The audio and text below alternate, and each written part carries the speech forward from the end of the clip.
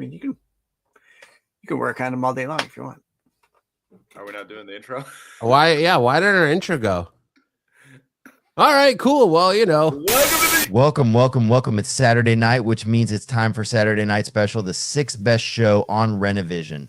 With comments such as, "For the love of God, let your friend stay where he's at," SNS, and that channel is a rest area toilet bowl, and you don't need any more stinking up the best comic YouTube show going. And this is an absolute terrible watch. Such douche chills. How about we check in with Jedi Johnson and see if he thinks the boys are ready to start the show? But I still think we're more prepared than SNS, even with the rush we did on the show. Well, shit, I hope you boys are ready to bring the mayhem, because an all-new episode of Saturday Night Special starts in 3, 2, 1.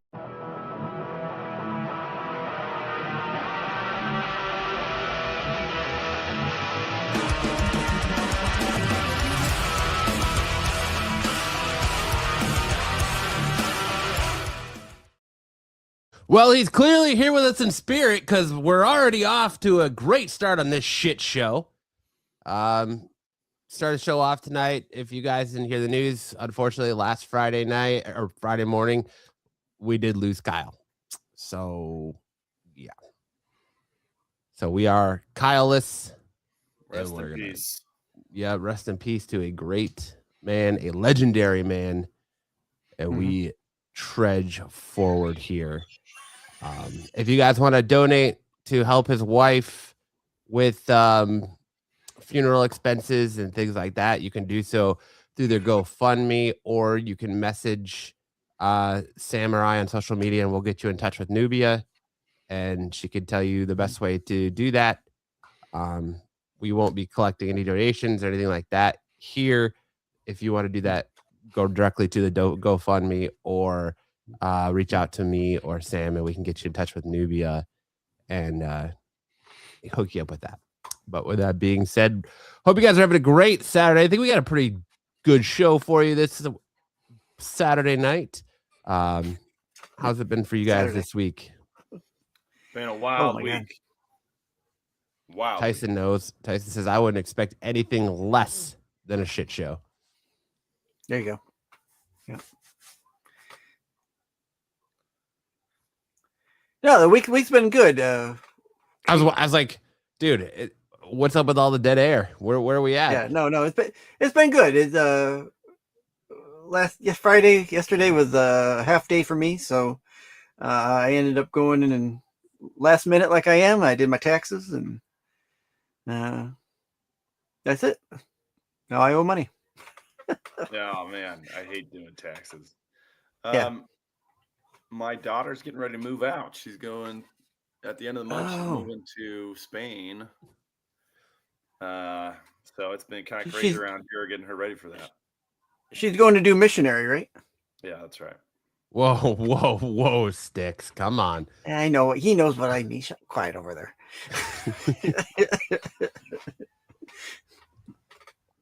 Don't you dare talk about getting ready to move out. Baby girl like that. And it's been crazy. Good for her.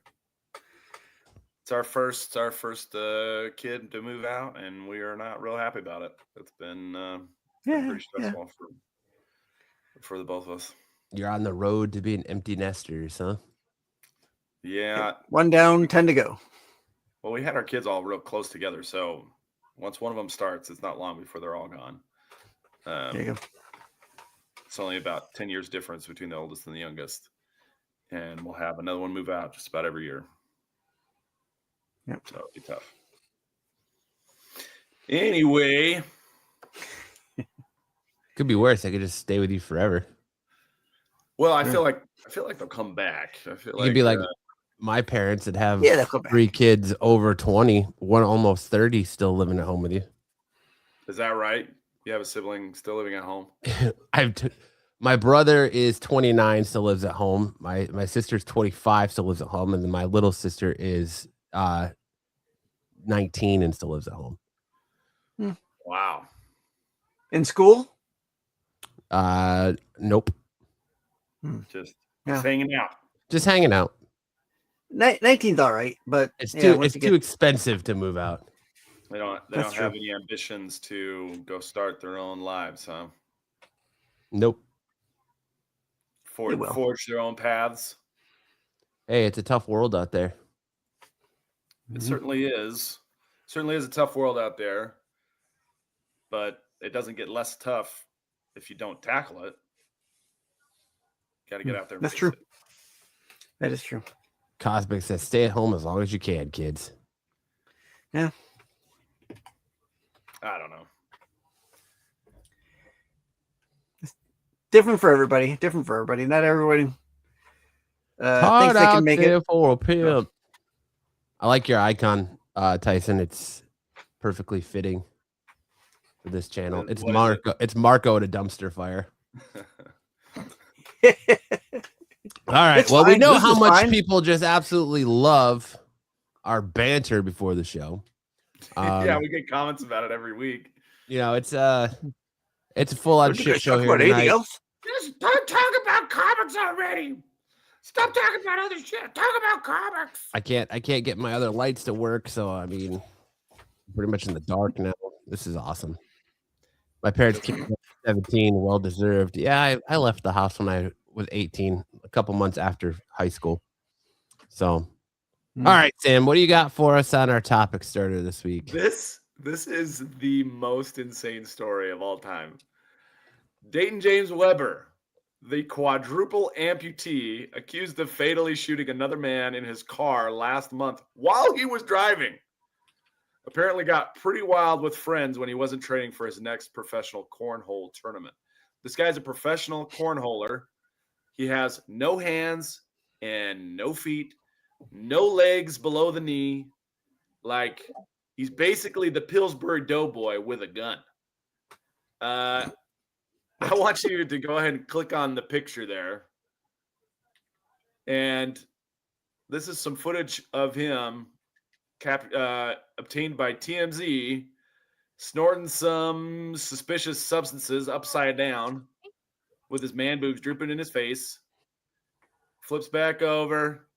He's got himself a Saturday Night Special rifle there.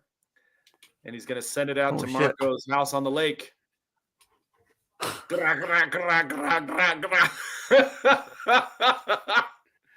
So I was like, this is insane. Like, here's a guy, he's a quadruple amputee, and he's out here living his best life. Like, what's holding us back? What is holding us back, really? We have no room to talk. We got no room to talk. This guy killed a man while he was driving a car. He has no arms and no legs. And he killed a guy while driving. How does that happen? How does that happen? It's like straight out of a cartoon. This is like Ren and Stimpy shit, dude. Like, I don't get how any of this goes. Well, I don't know. Like, when I read the message or saw the headline, I was like, how is this even possible? And then you get the video of him just racking off that gun. I was like, he has no fingers to pull the triggers, and yet he still does. He's got like a little thumb. He's got like a little hanging Chad. We'll call it a hanging Chad there. He's got a little McNubbins. And dude is just with, it's cartoonish. It's the most cartoonish thing I've seen since I went to an amateur wrestling match. Ed says if they aren't prison tats, they soon will be. Yeah. The shooter equals Deathstroke the Terminator. He's gonna be somebody's Pillsbury Doughboy sex mannequin. Oh, he's gonna be somebody's nugget. He's gonna be somebody's fleshlight in the in the slammer. No, I have a feeling that if anybody tries to, the Lifetime movie is gonna be epic. Yeah, right. He's going to be played by Gary Oldman. That's not gonna help his case in court, showing him taking an upside down bump of coke and then going and just firing off at AR. Your Honor, my client has no hands. How do you expect him to pull the trigger? Prosecutor pulls up this video. The judge is just gonna be like, I'm not even mad. I'm just kind of impressed. He's like, Like, could I hire him as my security? That's a good idea, Your Honor. Oh, When he's he's just like, When he takes enough drugs, he gets cartoon hands.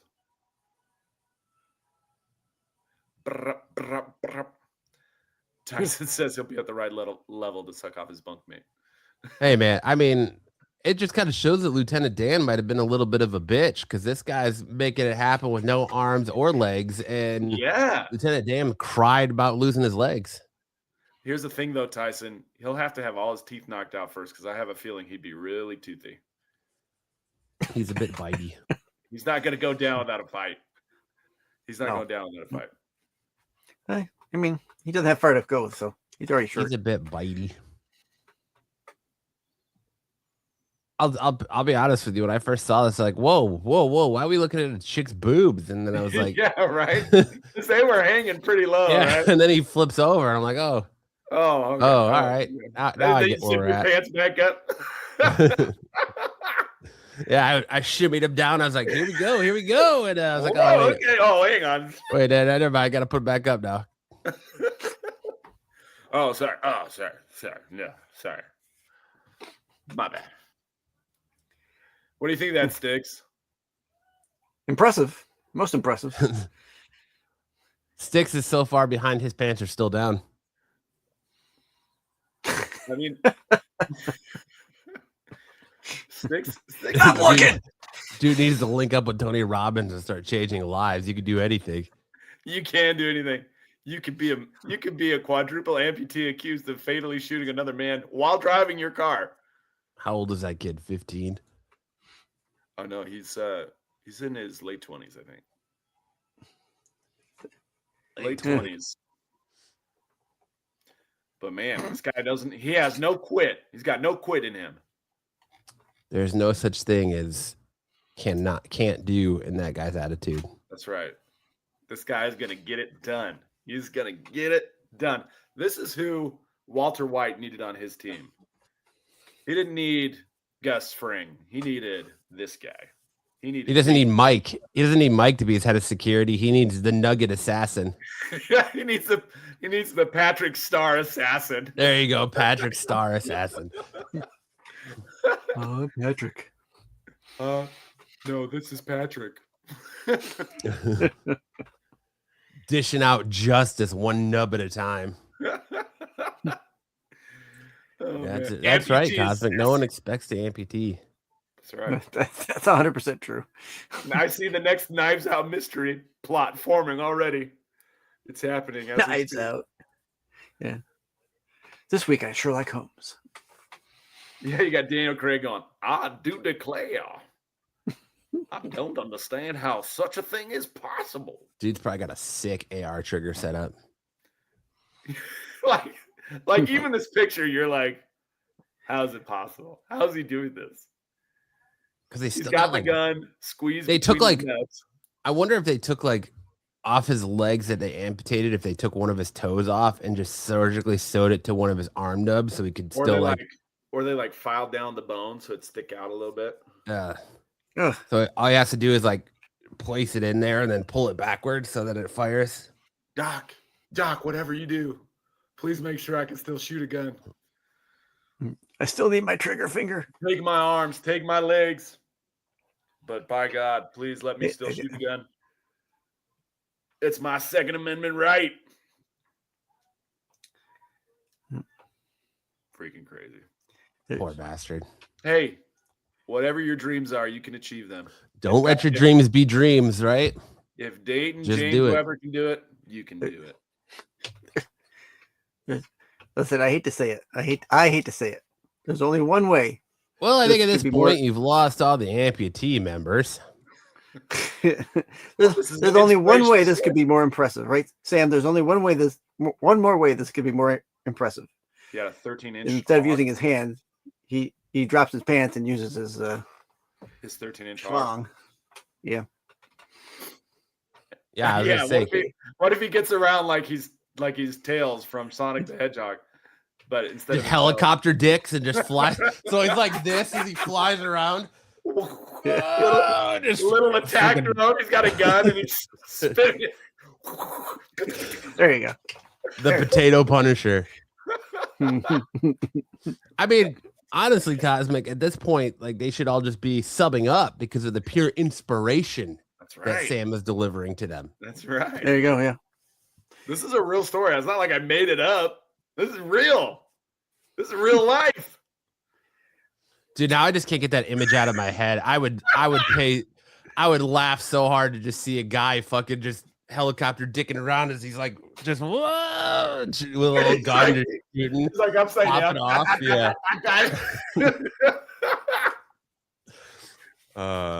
There's a new Avatar idea. Hell yeah, Tyson. Tyson, can we commission a drawing or Hardman? Can you make it AI? Can AI happen? I don't know. Oh, dude, yeah, it's got to be moving. You have to have him flying around by the helicopter dome. Pointing his head like this. Like Love Sausage from The Boys, just helicoptering around. But if you had no arms or legs, head detective, a human pug, the Pillsbury assassin, the Pillsbury. Oh, Cocosaurus Rex. That's so funny. Sam's favorite thing. Well, there you go. Keep the nicknames for. Oh, I didn't even see Dom in the background. What's up, Dom? Hey, what's up, gentlemen? Dom, did you see you had a new competition for Pickle Rick? No, I Look at didn't. this guy. This guy's a pickle out here shooting and killing people. Well, I can tell you what. What do you call a guy with no arms and legs by your door? Matt. Just. Hey, look at my headline. Oh, What nice. do you call a guy with no arms and no legs in a tree? You call what? Russell. Russell. Okay. What about an arm and no legs on a barbecue? What do you call him? Frank. It is Hank Hill's dad. It is. It's Cotton Hill. What do you call a guy with no arms and no legs water skiing? What? Skip. Oh, nice. But a guy with arms and no legs in a pool. Do tell. Bob. Yay! I didn't know we were in the bad dad joke power hour here. No, I came on at the right time with this guy shooting. I think this is the point. This to comment is perfect. Sticks is like 10 minutes behind because we already showed that comment, but no big deal. I know, Sticks. but I'm saying this is the point when where we've lost them. You know what's funny? I just had Go ahead. I just sent a post. I think I sent it to Tyson and a couple other guys. There was a girl. She had no arms, and she did everything with her feet. Put makeup on, got dressed, ate with her feet. She had a job that she's a boss at a job where she and I'm like, anything is possible. You know, it said no joke about that. But the unfortunate thing is that too many jokes out there, and I'm a scumbag. I'm sorry. It has to. Hey, she could twist your titties off with those toes, Dom. Probably can. Yeah, if Joe's around, Joe would definitely take that into consideration. You know. I don't know. I don't think there would be anything less attractive than watching a woman try to eat spaghetti with her feet. Wait, roll the clip for Dom. I don't think Dom saw the clip. Click the picture. Oh no, here we go again. I'm going to show you some of my pictures. Look at this guy. Whoa. Boobies. Boobies. Oh, it's just the Pillsbury Doughboy. Oh, damn. Not my gumdrop buttons. You know what's crazy though? The whole monster. The crazy thing is that you talk about that we can't do this and can't do that. You got guys that are doing unbelievable things like this, and it's well on coke. Gingerbread man wants revenge for his gumdrop buttons. Ah, jeez. Never tell a man he can't achieve his dreams. Exactly. Not my gumdrop buttons. Damn. Dent. I know a set of 36 Bs when I see him. Milk those bad boys, huh? There you go. Right. Good. I think we're warmed up. Excellent. I think we are thoroughly warmed up. All right. On that note, let's get into a little bit of news.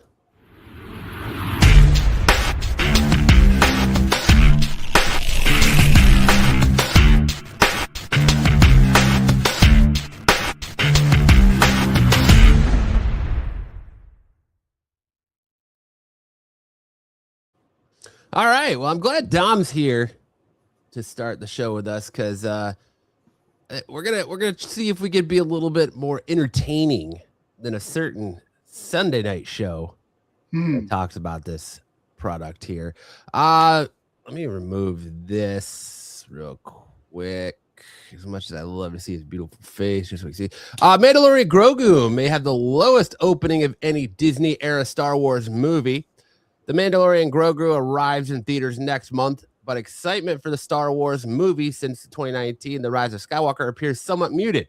While The Mandalorian remains one of Disney Plus' most popular series, the marketing campaign for this big screen continuation hasn't exactly hit light speed.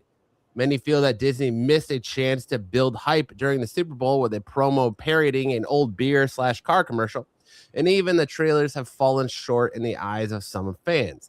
There's still time to turn things around, and Star Wars fans will have to show up in May if they want to see more of Din Djarin. I can't ever say his name.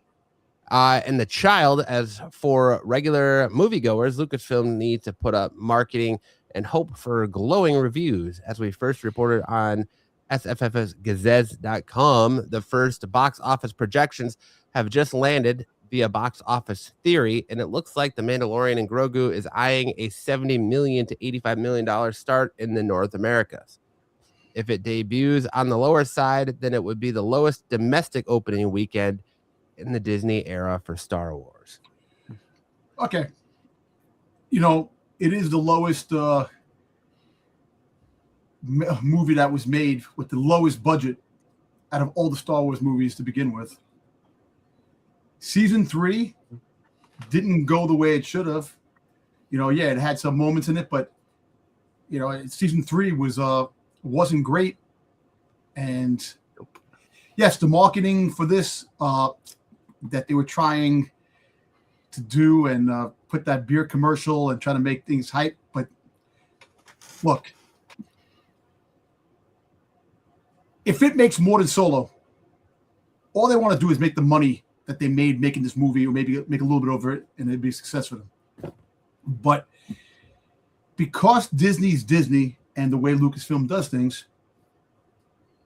the marketing campaign to this kind of fell flat. Comes out next month.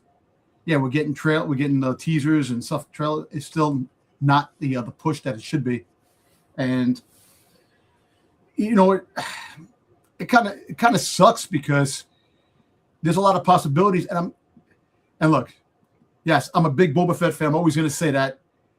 If Boba Fett's not in this, it's going to definitely fail. It is going to fail because here you go. You have something that's actually potential that people do like, and yeah, it's all about Grogu. This movie's for kids with Grogu. That's what it is for. But also it's supposed to have a bigger thing for the overall Star Wars moving forward with Thrawn and everything else into the bigger movie picture. But like I said, I wasn't expecting this movie to make $500 million opening weekend. Hell no. You know, if it makes close to $100 million this week, the weekend when it comes out, that's pretty big success for the budget that it costs to make it. And yeah, that's it. You know, it's because Star Wars is dead. Yeah. We've argued about this on Thursday. Star Wars is dead. You know, it's not. Look, they need help. What Andor brought to the table, and what Maul is bringing to the table. Maul's going to get better. It's just that it's going to be a slow start. They have to start thinking about what the fans want. What came out? What made Star Wars hot to begin with? Like the fan theories, the incest, the extended brothers, sisters making out. Splinter the Mind's Eye, the low budget sequel to Star Wars that should have been a movie, but no, I'm just like I said, it is what it is. They're going for the casual moviegoer.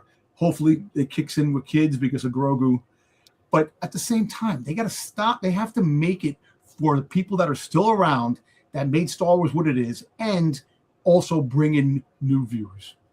And that's the only way it's going to be. The problem that the strategy has is they're not advertising it that much. No, they're not. I'm not seeing any internet presence. I don't watch that much TV, so I don't see any commercials, but kind of reminds me of the marketing they did for John Carter and Lone Ranger back in 2012, where Disney didn't have any faith in those movies.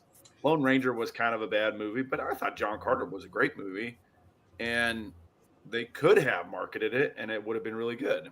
And those, I mean, Taylor Kitsch was in John Carter, and he had two kind of box office busts that year, John Carter and then Battleship, that kind of put his career on the skids for sure. But if they would put a little bit more marketing money behind it, I'm sure they could hype it up and it would be great. I mean, or it would give them better returns than what they're doing now. It's kind of like a self-fulfilled prophecy. It's like because they got Kathleen Kennedy headed out, they're just not. They're not doing it. They're just not going to do it. Well, look, you got to look at it this way. This movie was just put out there quick with Bob Iger. Bob Iger wanted a movie, so he scrapped season 4 that was supposed to come out and said, make a movie. And all right, fine, you're going to make a movie, but you got to stop making movies that look like TV shows. You know, from the trailers, I'm excited. There's some cool stuff in it, but it does look like a extended TV episode. Well, yeah, it's probably using the scripts they had for that season. You know, and in my opinion, for this, it's kind of a litmus test for Disney, because this is going to be the first time one of these straight to Disney Plus shows have gone on to be a movie, or a special appearance, I guess. Well, the first appearance, movie, because it's still a part of a TV show. So, look, and for what you said, TV shows and movies are kind of that line is kind of blurring now. You know, the production value is almost as good as what you would get for a movie anyway. See, in TV, Disney in some cases. failed in many points of what they could have done. Like, certain legacy characters, like the Obi-Wan series. The Obi-Wan series should have had more of a budget to make it better than what it was. You gave it less of a budget. And look, I know that Bob Iger didn't like the TV spots to begin with, but you could still have TV shows, live action TV shows of certain characters that are not in the movie not in the movie franchise, but have not that they're in the movie franchise, but have something that can move the stories forward and have side adventures. It's fun. Right now, I think Lucasfilm is going to aim towards more for animation, which I'm all for. Give me animation. I'll take animation because it's easier to make. It takes a year to make animation. You can make 15 episodes, 16 episodes, whatever you want to do, and you can have an ongoing story that connects to the wider universe. It's sad because, look, I don't want to see this failing. I like The Mandalorian. It was a good concept. It was something that it's fun. And we all know that every Star Wars has an episode, a movie, or whatever it is, deals with family, kids and family and generations of, ancestors moving forward. That's what Star Wars is about. And I understand Matt's point of view, because Matt made a point. He goes, he's tired of seeing everything that the Skywalker saga wants to move forward. Look, growing up loving the original trilogy of the Skywalkers, I always want to see the story. There's 30 years before The Force Awakens. That there's a lot of story that you could tell. You can actually do it in animation. You want to do it in animation? I'll go all for that. If they do it in animation. So there's rumors floating around that Star Wars Celebration there's a new animated series that'll probably come out in 2028. They're talking about Luke's Jedi Academy, and takes place after Return of the Jedi and moves forward. I'm all for that. I've been saying that for the longest time. You missed the mark with putting all three characters together, Harrison Ford, Carrie Fisher, and Mark Hamill, for one last time in the movies. Have them in the animated series, Clone Wars style. And look, the animation for Maul is fantastic, and it's going to only get better. So moving forward, you could have animation with them, and it'll still sell toys, it'll still sell merchandise, it'll still sell stuff, because there's a lot of hardcore Luke fans out there that want to see that stuff. Mandalorian, and like I said, They rushed this, and it's unfortunate that this could have been a much better push if they did it right. And there's still rumors that they want to do season 4 of Mandalorian after this, but if this fails, kind of leaves a sour taste in people's mouths if it does fail, because I think it's more so you're asking too much of people. This started as a Disney Plus show. You had your first 3 seasons on Disney Plus. Now you're asking people that ever since COVID have changed the way they consume media, and now you're asking them to pay a higher price to take a family to a theater when you pay one baseline price to watch it at home to go see Mandalorian and Grogu. So you're asking for a Disney Plus quality show to command a higher price to go to the theater to watch something that you're used to watching from show. There's no originality in Hollywood, to the point where now Hollywood is afraid to take a chance on original products. That's why Hollywood is nothing but remakes and reboots and franchises right now. So not only that, but to go back to what Dom said, you and I had a conversation about Maul. I think Maul is boring. I think that a lot of people right now are being hypnotized by how beautiful the animation is, but the story in the first 2 episodes is just dry as dog shit to me. But it's got. But I don't care about Maul. To go back to get Star Wars, you have to give people something they care about. Why can't we give people new characters to care about again? They kind of did that with The Force Awakens a little bit, and people were invested in that. And then they just went and bastardized it by going and pretty much alienating their basic fan base, their original fan base, with The Last Jedi and what they did there. And they didn't help themselves in the Rise of Skywalker. So because they tried to tie it all back into the Skywalker stuff, because they thought, oh, well, this is what's going to do it, is if we make Rey a Skywalker in name, then people will come back and forgive us. And that's not what happened. Well, you see, what the whole thing is, look, you want to do new characters. They did the Acolyte, and they did a terrible job with the look at Mando. Mando took off, and it was pretty much new characters. It was set years after Return of the Jedi. 5 years of Return of the Jedi. It's new characters, and they incorporated Cad Bane into it, which was really only known to people who watched, Rebels and things like that, and Clone Wars, and now you've got Thrawn, which is not a lot of people are familiar with that unless you read the books or watched some of the cartoon shows. So they're slowly doing that, but you've got characters out there like Star Killer that I feel like could be a massive. I love Star Killer draw. And Cal, what's it? Cal Whitworth said he wants to be a Star Killer again. He said he'll shave his head in an instant. Yeah, what's it? Cal Cabasas or whatever his name is. Cal Cassis out there. So I just think that Star Wars is they're spending too much time in the Skywalker saga, too much time in this era of the Empire, because you could go back to the earlier stuff before Vader, before everything that we saw, and do that era. You could go further on with brand new characters. I'm interested to see what they do with the water world. It's not the water world. It's just that it's on a boat, a freaking starfighter, and because freaking Mark Hussein water world every time it comes on, it's just a picture. They got to show more pictures of that coming soon. But look, to get back to the Fall of Mandalore, I don't need to see a movie. I don't need to hear about the stuff that happened, in the first movie, the original Star Wars movie, A New Hope, and then watch, why am I blanking on the name of the movie? Rogue One. Yeah. And then watch a whole series about Andor. And when you already know he dies.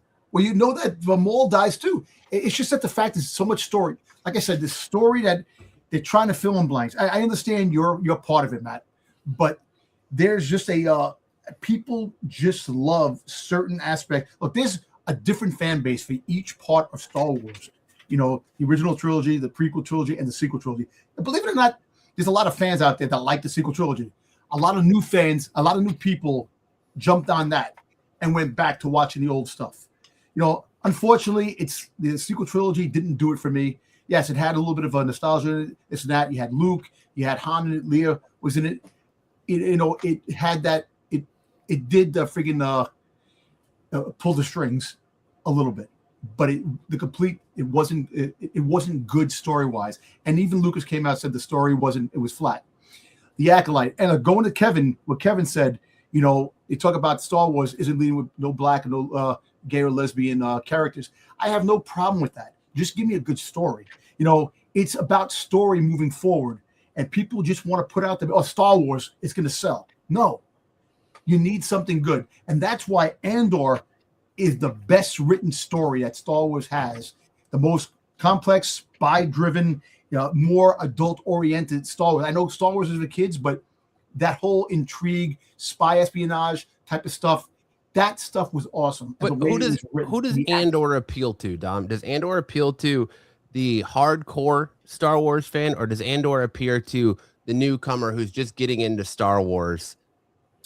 You know, because they have to bring in they can't rely on old heads that were there in the 70s and 80s for the original movies. They have to bring in a new audience. And I feel like they've kind of done that with Mando Grogu, but they're having a hard time maintaining, because now they're trying to appeal to the people who grew up, who are in their late 20s, early 30s, that grew up on Clone Wars and Rebels, things like that. Mm-hmm. So like they have to bring in that younger crowd and get a new crop of fans and keep growing Star Wars. And I feel like they're just not doing that. Well, the sad thing is that the casual fan watches the movies. They didn't even watch the TV shows. They didn't even watch the animation. Just watch the movies, so they have no clue certain things that are happening. You know, and for a new fan to come in, there's a lot of history now to watch. New people that are watching stuff don't have the mind capacity to sit there and watch all these things. You know, there's just too much stuff out there. You know, see, another 7 problem, years of Clone Wars and 4 years of Rebels. Another problem with Disney is that when they have a show or something coming out, they don't promote something where that led into this. You know, when the Ahsoka came out, everybody's like, Ahsoka, this and that. They did not show when Ahsoka came and when she was in animation form. I wish they would show Ahsoka come. I would definitely be back into Star Wars then. Nice big laser sword taking because we're fucking Rosario Dawson. Take my money now. Oh yeah, but I'm saying that the whole fact is that they don't promote what leads into something new. And with Ahsoka, you had the Mortis gods, you had all these different aspects of what came before from the Clone Wars cartoon, and they didn't promote it. And for the Rise of Skywalker, you know, they go back to the Emperor, they brought him back, all these things. They made Rey a Skywalker. The original script was the son of Mortis was supposed to be the bad guy in the Rise of Skywalker, but Kathleen Kennedy didn't want that. Oh, we need some familiarity. We need the Emperor to come back. And they brought the Emperor back because they didn't want to have a brand new bad guy. Meanwhile, the son of Mortis was in that arc in Clone Wars where he was the balance. Because you have the father, the daughter, and the son that balance the dark side and the light side. And that was going to be the bad guy leading into the Rise of Skywalker, but they didn't want that. They wanted familiarity, and that's why the Emperor came back and kind of tarnished Vader's redemption for killing the Emperor and bringing him back. So kind of, they just don't have they just didn't know. Meanwhile, Kathleen Kennedy turned around. Oh, we have no resources to making stories. You got a whole extended universe, novels and books that are out there that you could take aspects from. Another thing, they don't want to pay the people who wrote that stuff. You know, so there's just so much that they could have done and they didn't do. Yeah. That's the problem we're in now. But Grogu and Mando, you know, it'll make money. I say it's going to make about maybe $400 million. I don't see it making over $500 million. You know, I could see that people will see it. The kids like Grogu. He's funny. Is that just North American, or are you talking about domestic? You know what? Believe it or not, China, if they sent it to China, they'll probably make money in China because there's a lot of people over there that like Star Wars in China. I mean, I think you're being really generous. $400 million is not freaking the solo Star Wars story, which I thought was way better than the sequel trilogy. I don't That even think movie you're only made breaking 280 90. mil because it wasn't promoted right, and it 90 came out million. after It'll break the 90. Last Jedi that had all those issues. Oh. People boycotted it, but I don't know. We'll see. I say $400 million. That's more money they made. It is almost double of what they made the movie from. The $290 million that they 400 plus whatever it is. All right, we'll see, but I mean, I'm not impressed by the first trailer they gave us or the Super Bowl ad. I don't know why they're not pushing this. Why they're not, you're getting absolutely no promotion for this whatsoever. But here's the thing. Here's what I think they're going to do. I think they're going to attach the Avengers Doomsday trailer to this movie. So they're going to try and hope that people go see it just to watch the Doomsday trailer. Yep, probably. And that's what they're going to push with, is that they're going to or hope the that second trailer of the Spider-Man. or the second trailer to Spider-Man, will be attached to this, and they're going to hope that they're going to get the same kind of return on investment they did attaching it to Avatar, the first the teasers for Doomsday to Avatar. I think they're hoping for that to return to drive people to go see Mando Grogu. Well, I'm gonna say this: I wanted to do good. I wanted to succeed, because I love Star Wars, and it sucks. We gotta understand one thing too. Like you said before too, it's not because we give them a chance to talk and just don't call him an idiot, Tyson. That's why. Hey, thanks. I just look at the fact that it's just I want to see. It's not made. A lot of the stuff is not made for us anymore. The people who grew up with it, they're trying to bring new people in, and we have to understand that too. I understand it, and I do get pissed off because there's things I want to see, and it's but it is what it is. I'm not gonna I'll help you out a little bit here, Dom.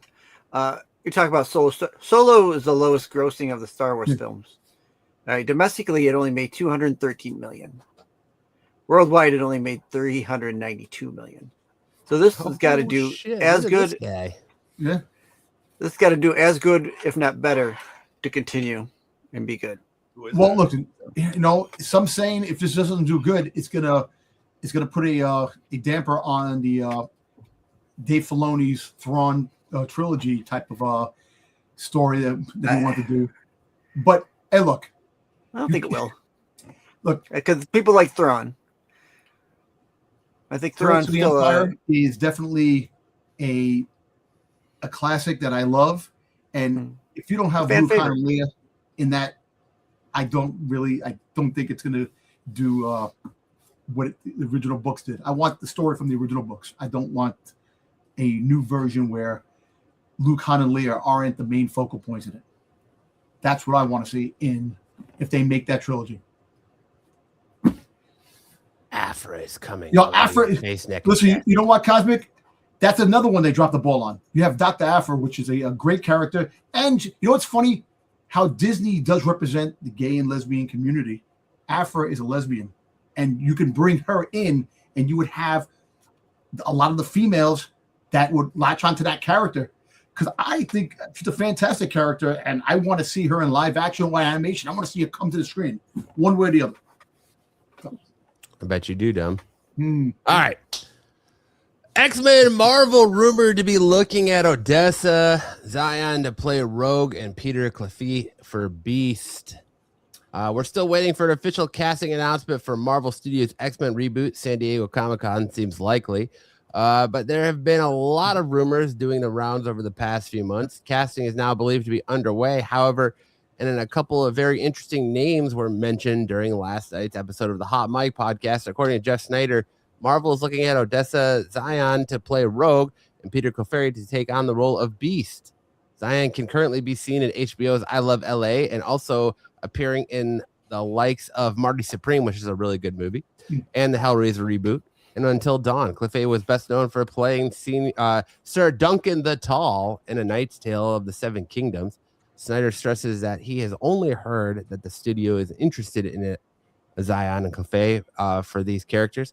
And as far as he knows, neither actor is actually in talks. The Insider has also heard that Sean Levy's new Deadpool movie with Ryan Reynolds and most likely Hugh Jackman will be the next MCU feature to enter the production after Avengers Secret Wars.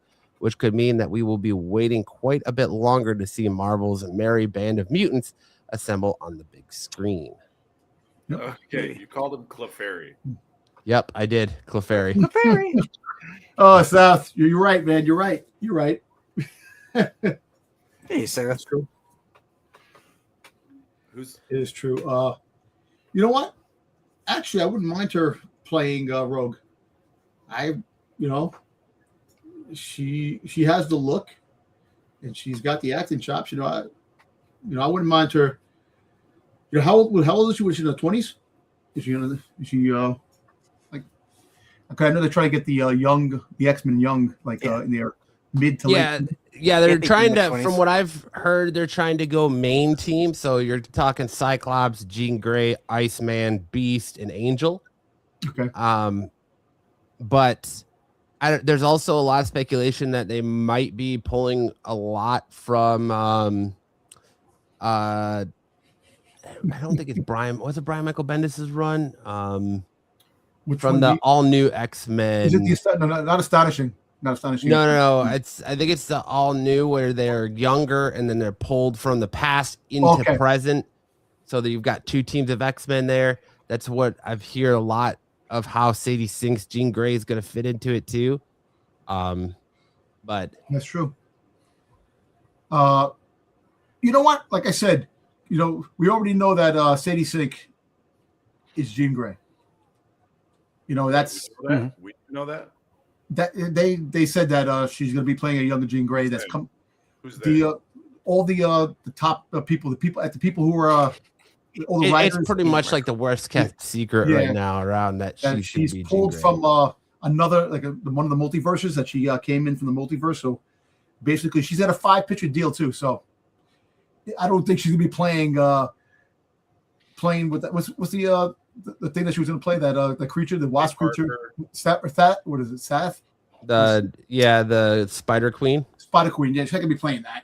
And she's not going to be playing Typhoid Mary, because they were saying that she could be playing Typhoid Mary, which, why would you have, well, I can't say I have a Daredevil character in the Spider-Man movie, but listen, all I know is that Brand New Day seems to have 100 characters in it. There's going to be so much going on, and the story like too much. Plot, I don't know what's going on. Like I was telling Matt the other day, I said apparently there's a freaking Tombstone is going to show a picture of Kraven the Hunter by Carl Urban is going to be playing Kraven the Hunter on a picture. So I guess the MCU's Kraven the Hunter is Carl Urban. I don't know how many more characters they can introduce in this and what's going on until we actually see the movie. But, well, there's a lot of speculation that she's going to be battling Pryor as well. That's another one that's getting thrown around. Yep. There's people talking out there that they think that she might be already possessed by the Phoenix Force, and it's the Phoenix Force that's doing this. And when they run into Xavier, he suppresses the Phoenix Force, and that's why. Well, didn't they say the Goblin Queen? The Goblin Queen, but it's pretty much that they're gonna start sprinkling in the X-Men, and she's gonna be Jean Grey. And you know what? She signed a 5-picture deal, so there's no way she's signing a 5-picture deal as a villain. Exactly. And another thing too is I kind of like this because I love the Spider-Man 90 series and the X-Men back in the 90s, and I'm all hyped for the X-Men 97 that's coming out this year towards the end of the year. But I'm looking forward because it's like a live action 90s cartoon. What they're doing with all these characters and basically basing it off it, because they had the mutant saga in Spider-Man too, in the Spider-Man cartoon. So it's pretty cool. Now the execution, is there too much are they putting into this movie that's going to turn fans off, saying there's like so much going on that fans aren't going to be like understand the story, or the marketing, the way they're doing things, that the fans, look, I'm hyped.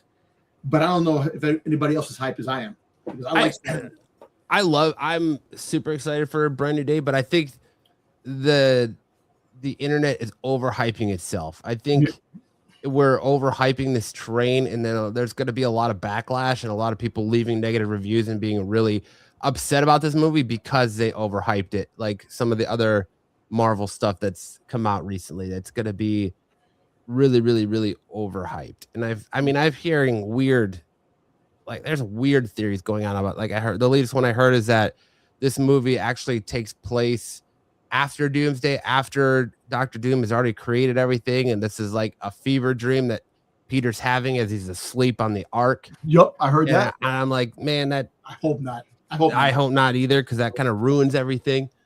Also, they keep saying that the symbiote is going to be a big part of it. That he's not going to turn to Man Spider. It's a symbiote in his body. That's what I think. I think it's the symbiote. I think it's the symbiote repressed. And when you see him coming out of the cocoon, because I think a lot of people are speculating on the other series. That's why you're seeing those books skyrocket. I don't think that's the case, man. I think Marvel's going to have to lean really heavy into body horror to do the Man Spider storyline. And I think the Man Spider storyline would turn the casual non-comic book fan off, and they would lose. But they did have it in the 90s cartoon. Yeah, I know. If they do like the 4 arms or the additional arms and stuff, that's one thing. But to full on do the Man Spider, I think that's going to turn a lot of people off, and they're going to be like, oh, they just jumped the shark. Well, apparently, I'm hearing about the rumors that Spider-Man dies at the end of this movie, and the symbiote brings him back to life. It's how cool would it be to have all the covers that they were showing, like all the different covers that came out. Spider-Man have him coming out of the grave, like from the Kraven Last Hunt. The picture of the was it Spectacular Spider-Man or was it Amazing Spider-Man? Yeah, I think it's Spectacular. I know which one you're talking about. Yeah. The one that's constantly being homaged. Yes. So apparently they're talking about if that happens. But hey, look, I know they're keeping it secret. There's a lot going on. It doesn't make sense. Like you're hearing voices. It could be Keith David. It could be him as the Jackal. Look at another villain, the Jackal. I think he is. I think it is Keith David. His voice is so distinct. Like I know, but also what's his name who plays Tombstone has a deep voice too. Yeah, he has a deep voice, and the dude from Severance, he who plays the head of the damage control, he has a deep voice too. So who knows? Like I said, but it does sound like Keith David because he has that iconic voice that you heard from Spawn, and you also heard from. He also played the voice of Goliath in right. He played the voice of Goliath in the 90s cartoon. Gargoyles. Yeah. Gargoyles. Yeah. Yeah. So. That's what I think. I think it's the symbiote. I think the symbiote is going to attach to him and internal, and you see him when, because if you remember, like the animated series and all that, even they did it in Spider-Man 3 when the symbiote finally takes him over, he wakes up hanging upside down from the building wearing the suit. And I think that might be what it is the symbiote implanted itself. And like I've heard one of the leading plot threads is that from leaks is that there's going to be a virus that's sent around like Spider Island, and Peter's infected with it, and I think the symbiote attaches to him, and that's the symbiote fixes him, it rewrites his DNA, and in doing so that's how he gets the upgrades of the internal webbing and all that, and the symbiote doesn't show itself and attach to him until I think it's going to do it to like protect him when Doom creates Battleworld. Hey, Batman, listen, the rumors are all over the place. When you look on the net, they're all over the place, and that's where I get a lot of the rumors from. Also, a lot of speculation too. Hopefully, things do work out. And yeah, Cosmic, if you let me cook, I do know some things more other than Star Wars and other things and things that I do enjoy. I get to spider herpes. Talk about. Also they're talking about, like you were talking about the fever dream with Peter, that we're talking about that a multiverse version, like the multiverse of what's going on with Spider-Man. Like you said, he wakes up, it's a dream, but also a multiverse parallel. He wakes up in a different parallel to the 616. And I hope not, because if the rumors are true about how Secret Wars opens up, shut up and take my money now, man. I know. Tell me. I'm all for it. Oh, no, one more thing before we move on. I'm sorry. I know Sam is like bored with this. I'm sorry, but no, go after it.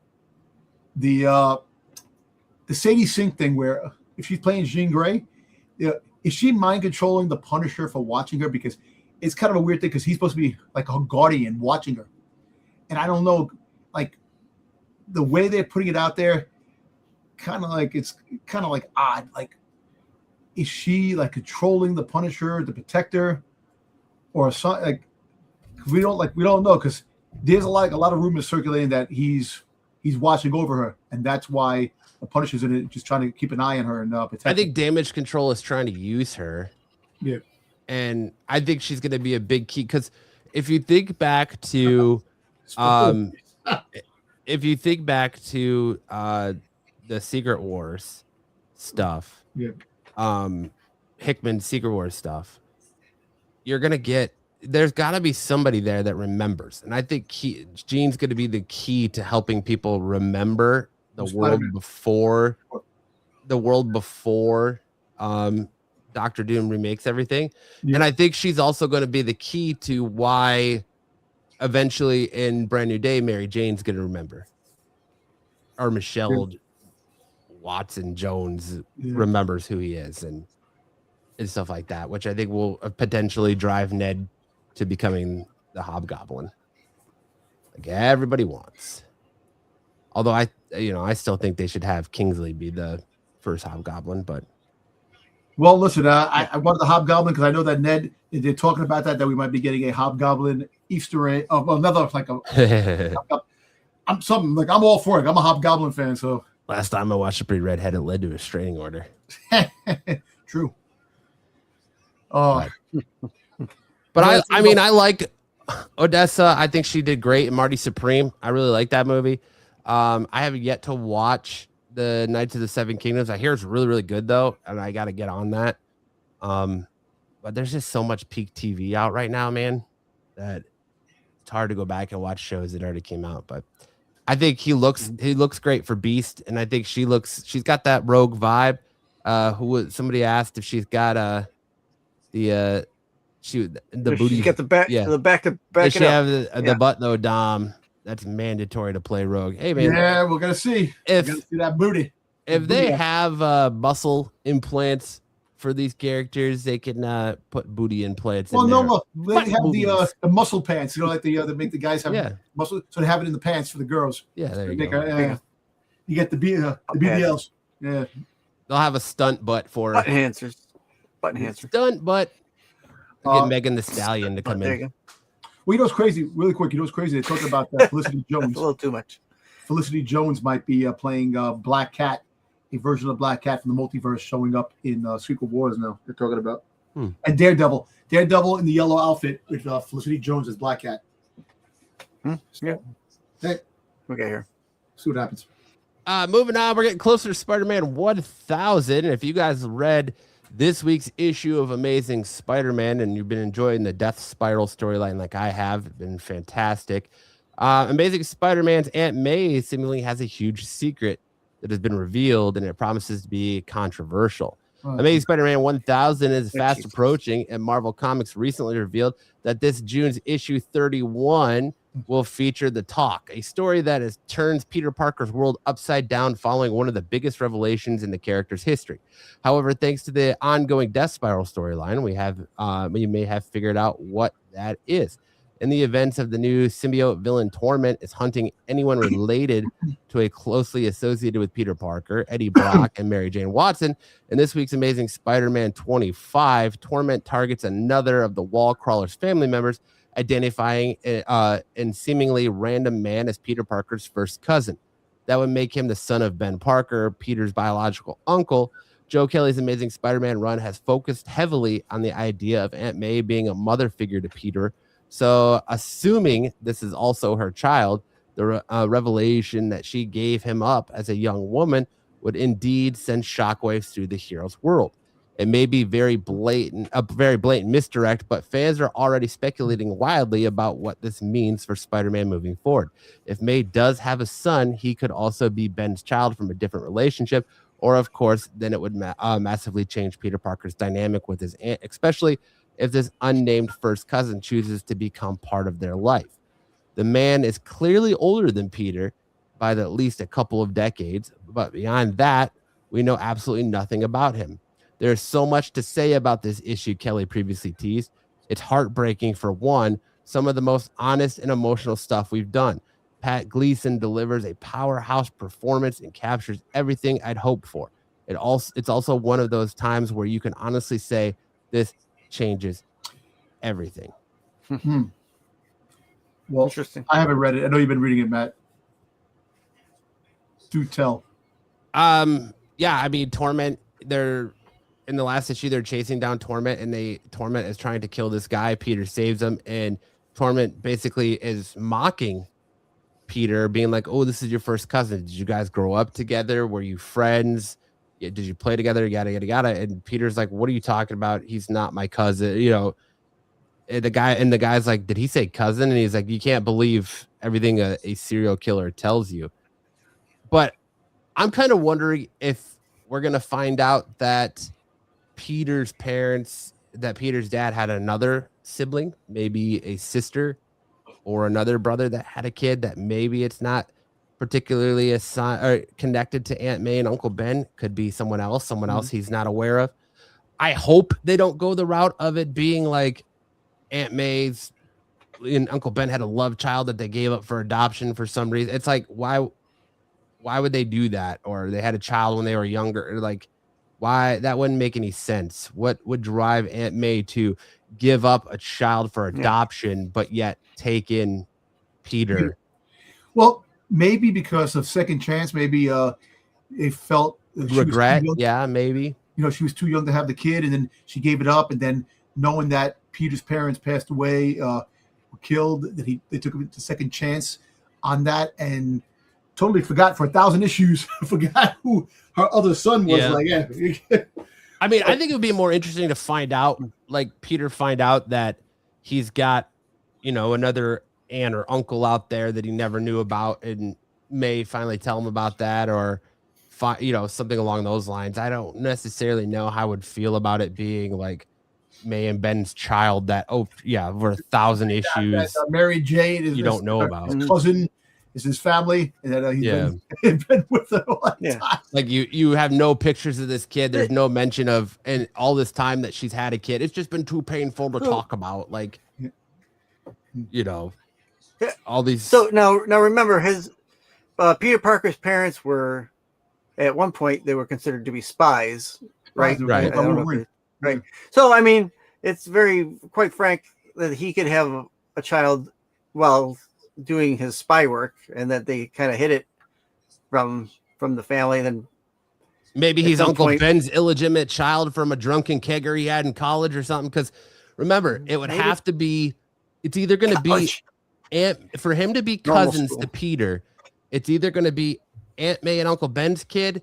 It's going to be Ben's illegitimate child, or it's going to be from a different sibling of Peter's dad, because Ben is his brother. That's how the connection comes in. It's not through Aunt May. Aunt May is only connected to him through marriage. So it would have to be on Ben's side. So it's either going to be Ben had an illegitimate child that May never knew about, or he had a drunken kegger, got it knocked up his prom date. Who knows? You know what? We know it would have been a better story. They gave the child to the church. No, if he had a kid and they thought the kid died and grew up to became a supervillain. Like, Aunt May cheated with the burglar, and he killed Uncle Ben in a love triangle. Cheated with the burglar. Okay, you think that Death Spiral? Uncle Ben came from the no rubber era. So who do you think Death Spiral is? Do you think it's somebody that we know? I think that Torment is Muse. I think it's Muse, because Charles Soule is also co-writing this, and Charles Soule was writing the Eddie Brock Carnage series before it got canceled, and Carnage was obsessed with Muse. And at the final issue, it ends with a confrontation between Muse and Carnage, where Carnage wants to attach. No, he's still alive. Where Muse and Carnage wanted to attach to Muse, and Muse rejected him, but Carnage cut Muse's hand off, and in return, Muse cut an appendage of Carnage's off as well, and then escaped. So I'm kind of wondering if it's not it's Muse who attached to that Carnage appendage, and that's who Torment is. Or I've seen people speculating that Torment is actually the embodiment of the hand of Muse that was cut off and the Carnage symbiote that was attached. But I don't know, man. Like it could be anyone. I was speculating heavy on that one until the most recent issue, and then I'm kind of wavering. But I've heard a lot of people say that they think it's Kraven the Hunter because Kraven has the way Muse operates is very Kraven-esque, where he's more about stalking his prey and closing loose ends before going after. Yeah, but isn't because he's so obsessed with the spiral and closing loops before going after the main target. Isn't Muse a mutant? Had a mutant ability where you don't hear him coming, like hear him like he's like if you're there, he can he sneaks up on you. That he has that power where that you can't like Daredevil has a problem hearing them because he covers his tracks of sound or something like that.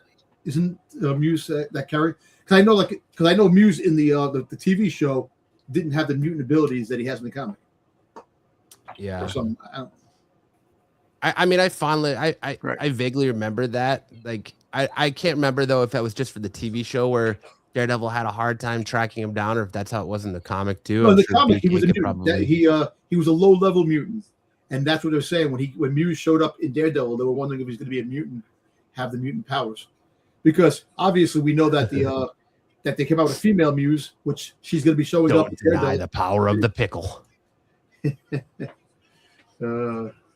But issue 1000 of Amazing Spider-Man should be interesting. They've been cooking. A lot of people I see are going back and forth with how like into their feelings Joe Kelly's getting. But hey, how many variant covers are they going to get with this 1000? Oh my God, probably so many. Probably so many. 1,000 variant I'm covers? sure. I would almost put some shillings down that Mark Spears is going to have an Amazing Spider-Man variant on the 1000th issue. Pendoza? Was the name of Pendoza? Oh, I'm sure that Panosian will have one. I'm sure that Bermejo will have one. It's gonna probably be insane. And what's her name too? What's this girl that does all the covers? Prison? No, she has some good covers and bad covers. The Asian the artist. Oh, Peach Momoko. Yeah. She definitely have a cover. Oh yeah. I'm sure we're probably gonna have a cover. Someone should make Dom a Boba Fett handcrafted from a pickle. Hey, maybe.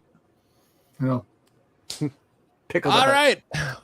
From one comic to another, from Marvel to DC, DC Comics has finally shared its first look at their Absolute Robin. After months of speculation, we finally have a first look at Absolute Batman's take on Robin. Well, Robin's writer Scott Snyder took to X to officially reveal the covers for Absolute Batman 20, confirming that Robins are set to enter the story in a huge way. A lot of memes did the rounds showing a ginormous Robin when this debut was first teased, and as it happens, they were pretty accurate. However, this version of the Boy Wonder is made up of 2 giant mech suits and what appears to be a few regular-sized armored motorcycle riders. The question now is, who exactly will hold the Robin moniker in the Absolute universe? Judging by the colors of the suit, the trio on the bikes are likely Tim Drake and Duke Thomas and Stephanie Brown. As for the mechs, the one on the left side is likely Dick Grayson, a paramedic in the world, and means that their apparent leader is probably Jason Todd. That's speculation for now, but the official description of Absolute Batman 20 teases as the dust settles in the city of Gotham after the loss of Redacted, Robin enters the scene ready to hunt, and more than one secret will be revealed in this seminal issue. It's getting crazier and crazier, Absolute Batman, and I know you love it. These motherfuckers just get bigger and bigger. I know. It's like how big you had Bane that was like twice the size of Batman. Now you had Crazy. That's crazy. And I saw a lot of Power Rangers joke about the Robin too, like the Megazord and Transform. Yeah. More Pacific Rim, I would say. Pacific Rim's a good one too. Yep. But I mean, Pacific Rim is very much inspired by Evangelion, Neon Genesis Evangelion. So could even go there too. Yeah, Evangelion. Yeah. But it does have a very anime feel to it. But I'm excited to see what happens. I'm interested to see if all of them are Robins, and that's kind of I start to get the feeling that we're gonna see Absolute Batman or Absolute Joker come out with his own bat suit on at some point, and that the Robins are working for him as he's gonna be their billionaire backer and all this, I and love that the Matt's Robins are his speculation. group. Why? No, I'm just saying, I love the speculation. That'd be crazy. That'd be crazy. That'd be crazy. Hey man, I just read the books and then think about it a little bit and kind of see the trend on where we're heading, much like I do with professional wrestling. Like it just feels like that trend we're leading to, where we're going to have an ultimate confrontation where the Absolute Joker is going to have his own purple and green bat suit at some point. So we'll see, but you don't think the Court of Owls is gonna have some big I think the Court of Owls are more like a freedom fighter group, because we've kind of already seen them, and I just kind of get like the freedom fighter vibes, especially with the way like they interacted with Martha Wayne being their Talon and stuff. That's kind of what I think, like a Black Panther-esque group is what the Court of Owls are going to be. But it does have a very anime feel to it, though. Yes. And that's it for our news. Now we'll hand it over to Sam for even bigger news, but this time anime. Watch your ears.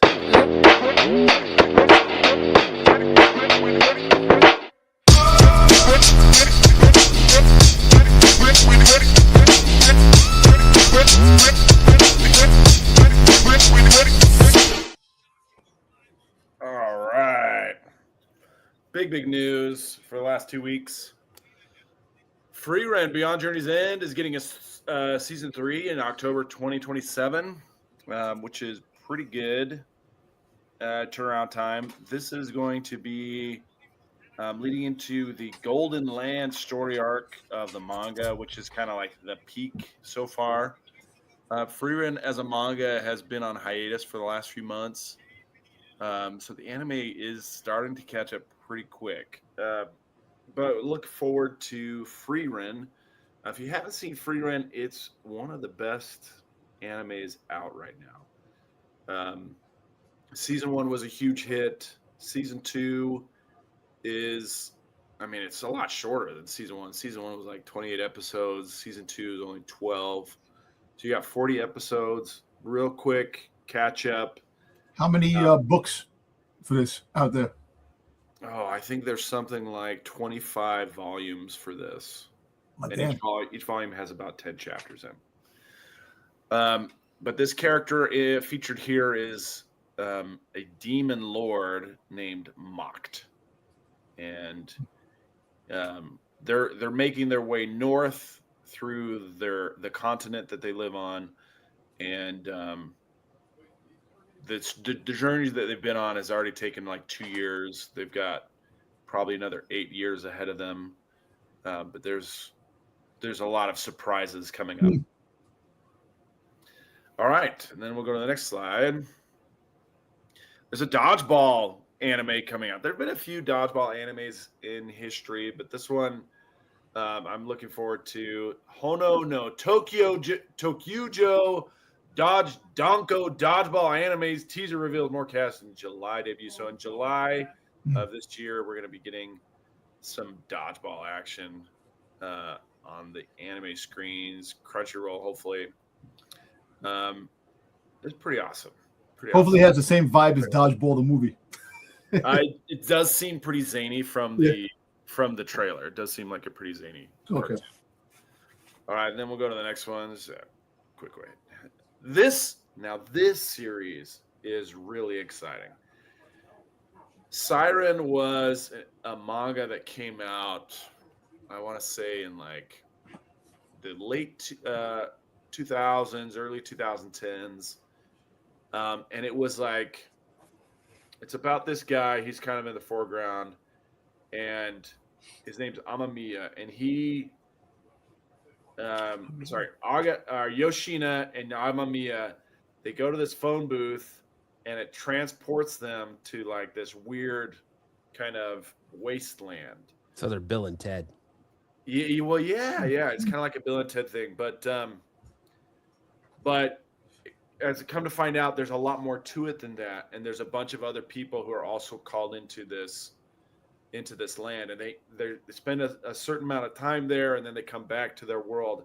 And while they're there, they start to develop these like psychic abilities, and there's a group called Siren that gives the name to the manga and the anime.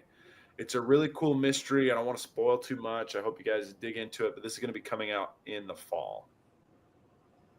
My wife gets me onto some of the anime. She watches. She got me onto Dandadan. That's why I kind of some of the stuff she watches. She gets me onto that stuff. So I kind of Dandadan is so bonkers, and it just keeps getting more and more bonkers. So I know it's such a fantastic manga, and the show has been really good too. It's just celebrated 5 years. Just had its 5th anniversary. Right now in the manga, the two main characters are having kind of they were kind of growing together romantically through all their adventures and all their crazy stuff. But then one of them has amnesia, and Momo. Yeah, and so she's trying, or Takakura is trying to figure it out, how to convince her to fall back in love with them, and they're just kind of butting heads, and it's not really working out very well.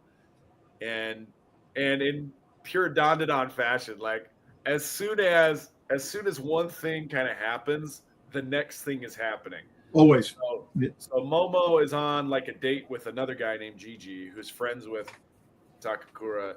And Takakura's kind of on a date with Aida, who's another girl, and she kind of butts heads with Momo.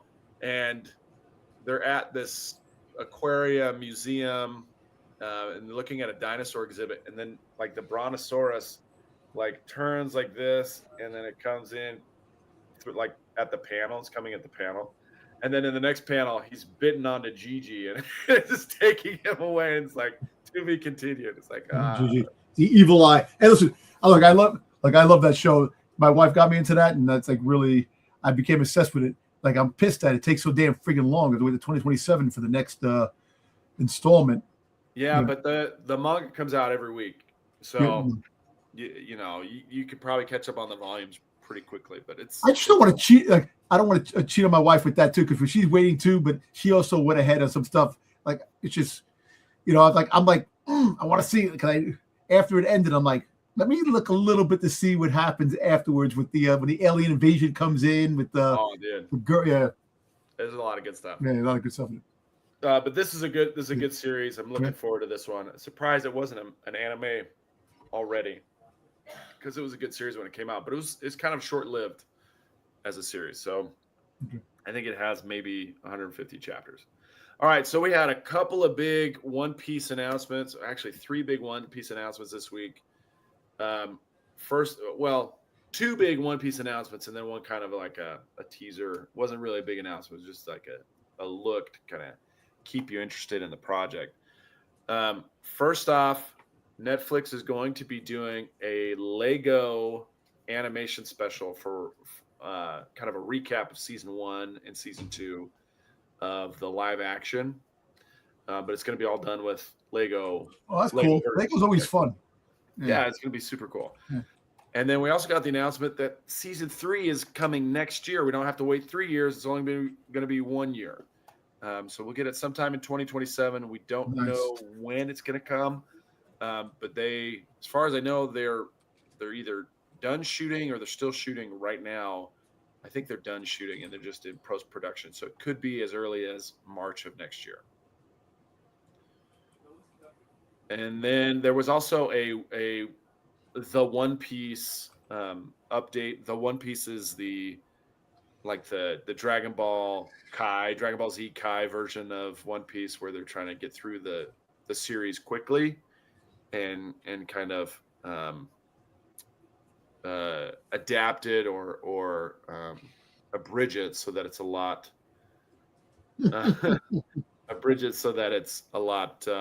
quicker to get through.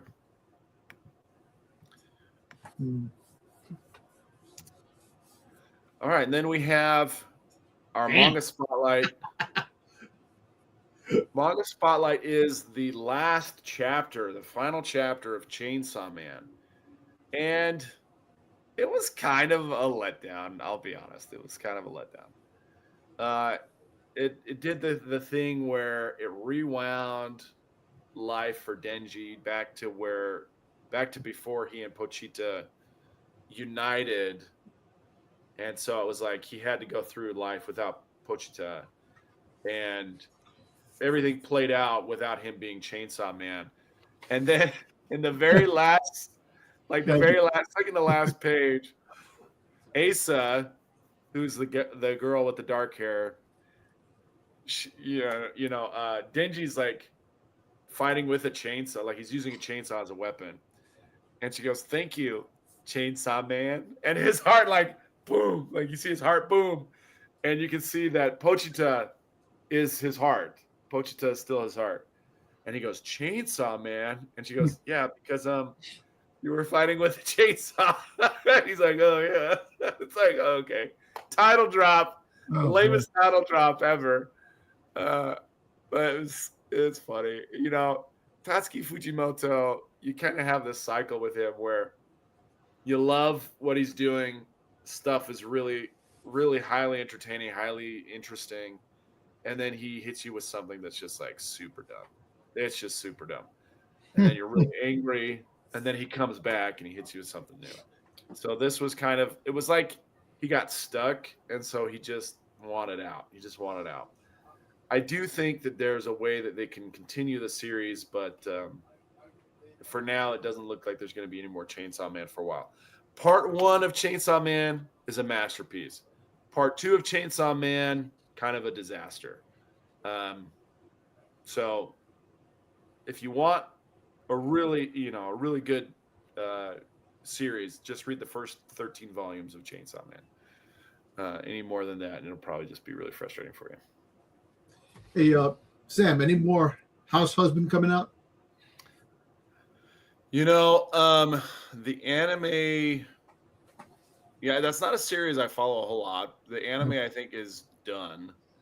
And I don't know if there's been any new manga. I haven't seen any new manga for a long time. That's another one I like too. My wife got me onto that too. It's also not on Shonen. I think she's more trying to lay some hints on you about being a house husband instead of. Hey, listen, I would do that 100%. Stay home from work. I'll work from. Hey, listen, don't tell me twice. That series is really good. I really enjoy that series. So, it's about a former Yakuza who gets married and decides he's going to stay home and work. And so everything he does at home is like with Yakuza flair. And it's very formal, very honorific. It's really funny. It's really funny stuff. Like he'll take the dog for the walk, and then he runs into another guy who's former Yakuza who's also walking his dog. And then they have just kind of a crazy interaction, but it's good stuff. It is. All right. We've got a couple of football highlight reels, I should say. Flag football is back in full swing. Would you have like a 2-week break, if that? That's about a month. This is one of my favorite plays. We do a fake sweep. It gives nice throw, nice catch. Gives time for my guy to get downfield, and then we just throw the long bomb. A little pump fake. Double, yeah. Find a nice. guy on a post. And then this is more of the other side of the field. Yeah, why is there no center? What's Yeah, that kid's got it down packed. I like how he flips the football in his hand. Yeah, right. Nice. It's like his little pistol, his little 6-shooter. Spins it he's like, that's cool, man. Yeah, so this is 7-on-7. In 7-on-7, you can have a center, but the center is not eligible to receive any passes. And so what they often do is they just replace the center with a table, and on the table there's a 5-second clock that counts down the time for him to. Oh, look at that pull! Freaking. That was nice. Pull. All right, that was the full reel. What we go through? Bri J wants to know: does anybody ever say "fuck the flag" and just tackle the other kid? I did. There was a team like that where the coach, he was like, "Oh, all my kids play tackle. All my kids play tackle, so they're a little rough. but it's cool. It's cool. It's like, actually, it's not cool. I played flag football, and yeah, there was issues, some brawls that happened. Yeah, just yeah. All right, then this should be game 2, right? Yeah. So this is that Kyler Murray? It looks like Kyler. It does. It's about to got the height on him. So Rocky has some moves there, man. he's got great moves. Yeah. Some of these guys are tremendous athletes. The problem I have is that I have 3 guys who are just fantastic athletes, and then the rest of the team feels like they don't have to do anything. They're just kind of there. And it's like, no, you guys, in order Thanks for for us showing to set up. in order for us to set up the big plays, you guys also have to make plays. Yeah, they do, and they may not feel like it, but they are. They're opening up the airwaves for the ball to go to its target and making things happen. Tron. That kid at quarterback's a showboat because he keeps the way he I'll flips tell you, the the ball way around. he just flips the ball. Yeah. Like, nice. Yeah, it's a lot of fun. Like this, being the coach, Tremendous athletes. Pipe down, Sam. They're 12. no, they are really athletic kids. But I get when I'm coaching offense, I get to stand on the field behind them, and it's like playing a video game. It's like playing a video game. It's like, oh, okay, now throw the ball right now, and I'm telling the quarterback what to do, and it's just a lot of fun. It's so cool. Sorry, guys. In the chat. I didn't mean to ruffle any feathers with the poll. I just got a new little toy. I wanted to play with it. That's all. StreamYard gave us a new little toy, and I just wanted to take advantage of it. That's all. Listen, everybody wants me to divorce Marco, leave, and comes. Right?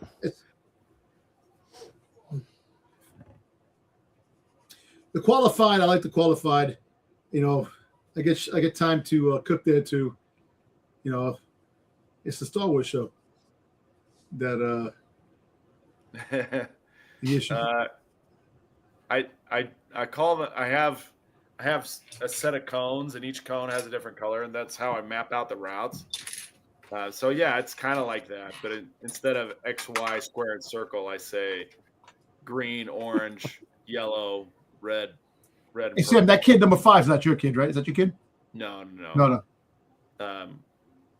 He's They're all been his on kids. the team for the last 2 years. My kid's like, he doesn't play a lot of offense, so he doesn't get on these very much. But I just moved my kid to play corner because he's really good at pulling flags.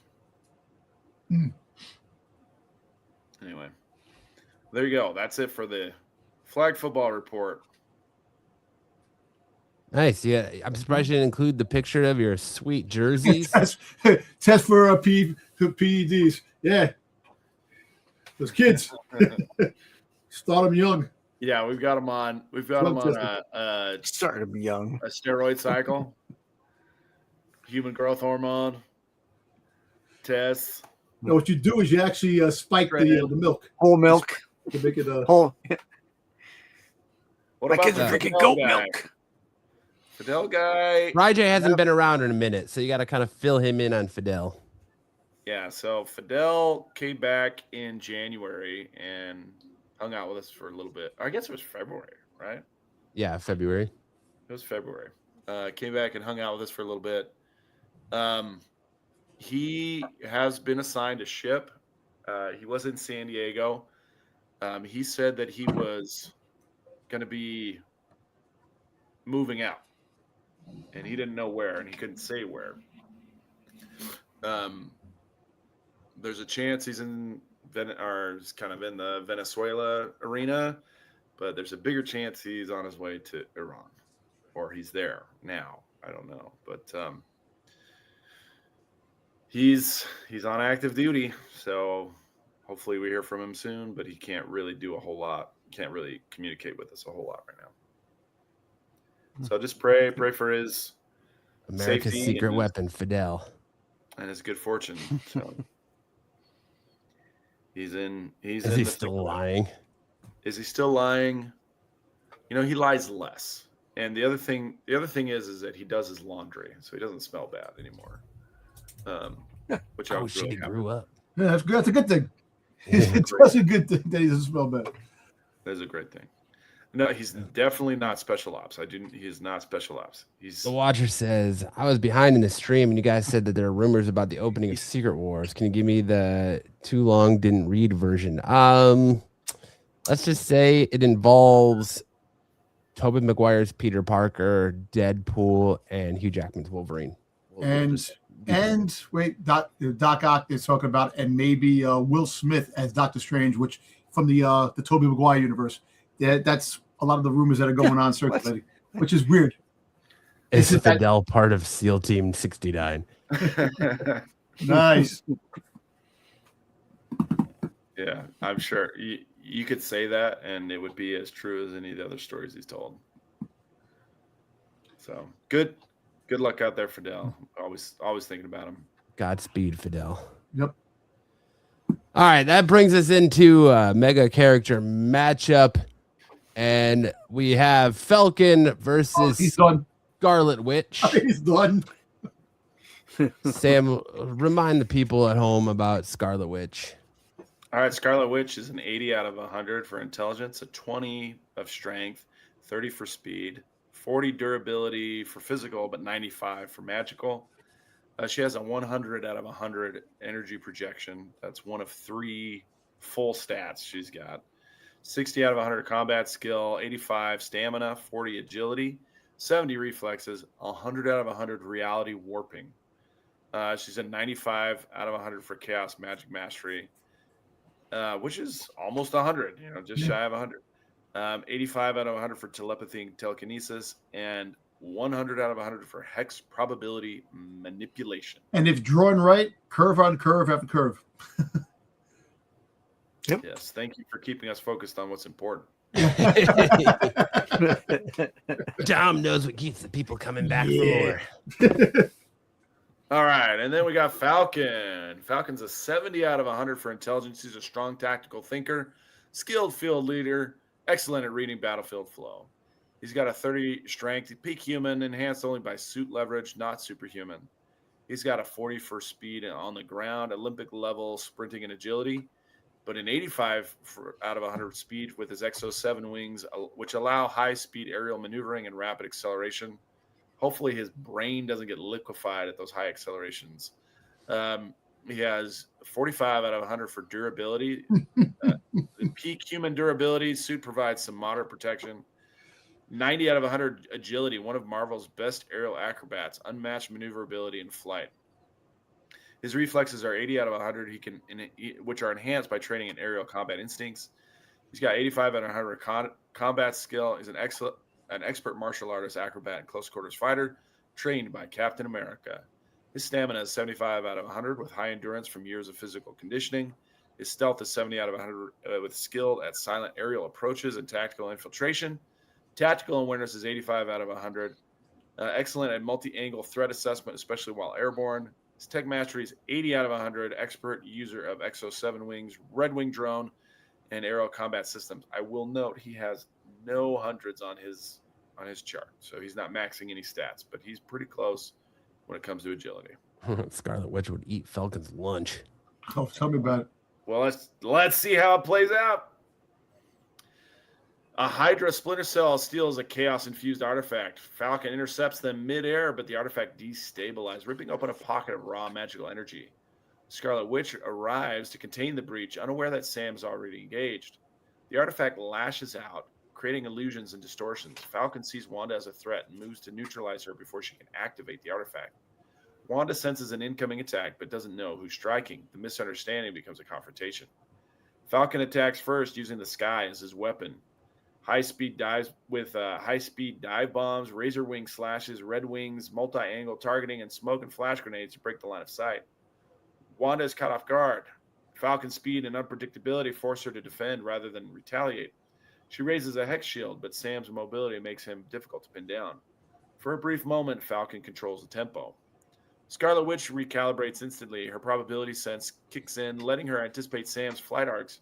She doesn't need to hit him. She just needs to change the conditions of the battlefield. She warps the air currents, twisting wind patterns into chaotic spirals. Falcon's wings struggle to stabilize. Red Wing's sensors glitch.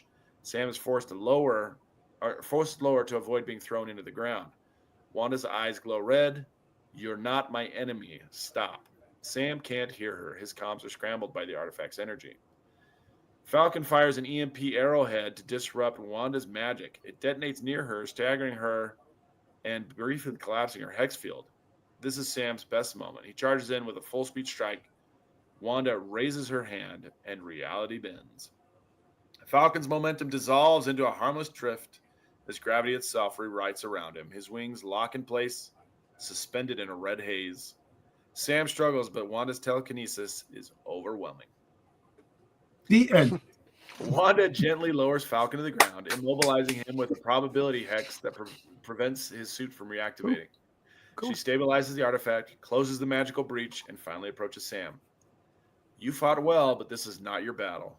Sam, exhausted but conscious, nods. He knows the truth. He was outmatched the moment she stopped holding back. Winner. Scarlet Witch, effortless once she engages fully. Why Wanda wins decisively. Falcon cannot counter reality warping or probability manipulation.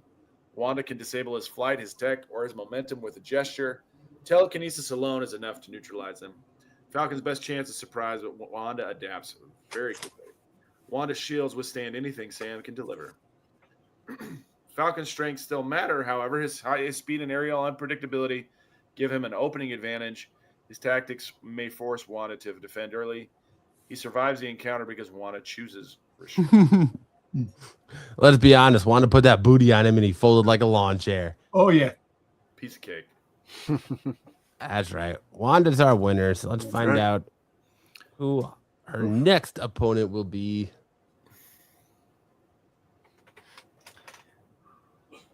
Marco. Fidel. Apocalypse. Oh, yeah. Okay, now here's a contest. Yep. Apocalypse. Now, which version of Apocalypse? Is it the regular version or the when he was in Egypt when he first started out? Egypt. It's gonna Because you have be different. Abin Sur. Yeah, Mansour. It's gonna probably be the current version of Apocalypse. Okay. But all right, that leads us into best and worst covers of the week. Kicking us off here for the worst covers of the week, we have this Nightwing 137 cover C, Martin Simon's variant. Oh man, Little people, big world Nightwing. It's Gary Oldman. Gary Oldman as Nightwing. It's Tom Cruise's Nightwing. It's not bad. It's not bad. It's actually better than some Frank Miller stuff that's been thrown out there. Yeah. Have you ever watched Lazy Town? It looks like the kid from Lazy Town. Cosmic, you're trolling now, right? No way. That's a great cover. This cover is certified ass. Damn.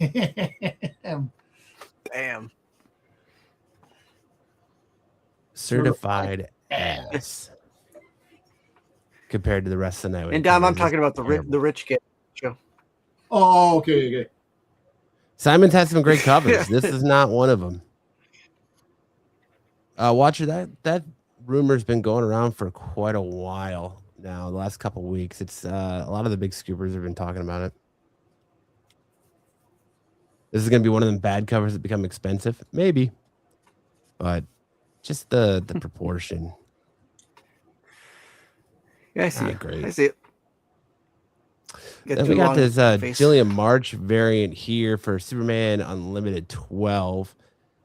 I put this on the bad cover just because it looks like Jonathan Kent's head is bigger than most of his body, and parts of it look like it might, like the cape kind of looks like it might be AI'd a little bit, but he definitely is it supposed to be a Bizarro kid? His head would definitely get stuck between the rails on the staircase. Exactly right. Yeah. Get the butter. We gotta grease his ears. Right, Buffy. Whenever Simmons does art comic art. I want to buy stock of black ink. Yeah, there's a lot of black ink there. It's the big head kids. Yeah. That's it. Like his I don't hate it. I don't hate it. It's not that it's bad, but when I look at him, I'm just like, God damn, that kid's got a massive dome piece on him. Yeah. Like, Yeah. You kind of got the size of the head of the guy at my job. Looks like one of those big dome. toothpick arms, toothpick legs, but just massive head. It looks like all of his. You reclined as you were criticizing. You're a poor mother. So that your head looked extra small. Yeah. That guy's got a huge head. Not me though. My head's normal. It's a virtual planetoid. Lean in, Dom. Then we got this Scott Hepburn versus variant on Planet of the Apes versus the Fantastic Four. What the hell is that? Wolverine, holy shit. Yeah. It looks like Wolverine is simultaneously farting to gas this dude back here out. And he's yelling for help. Crop Justin. It's a mixture of Simon Beasley and Frank Miller. And like, this is just insanity, man. It is. Yeah. How did Wolverine get involved with the Fantastic Four? Well, he was part of the Fantastic Four. Remember Ghost Rider, Hulk, Punisher, Spidey, and Wolverine were the new Fantastic Four one time. Yeah. Yep. He's got the Y auto fist going. It's like the one arm, like the one is bigger than the other. That right arm's really been working the iron. Yes, Dom, what the hell is this? I've been in comics like 6 or 7 months, and they're putting this junk out. Yes, it is. Hey, listen, but never judge a book by its cover. The story this can be Wolverine cover is horrendous. Dude, that is all we do here. Yeah. All we do here is judge books by their cover. That's literally the point of this segment is to judge this book by its cover.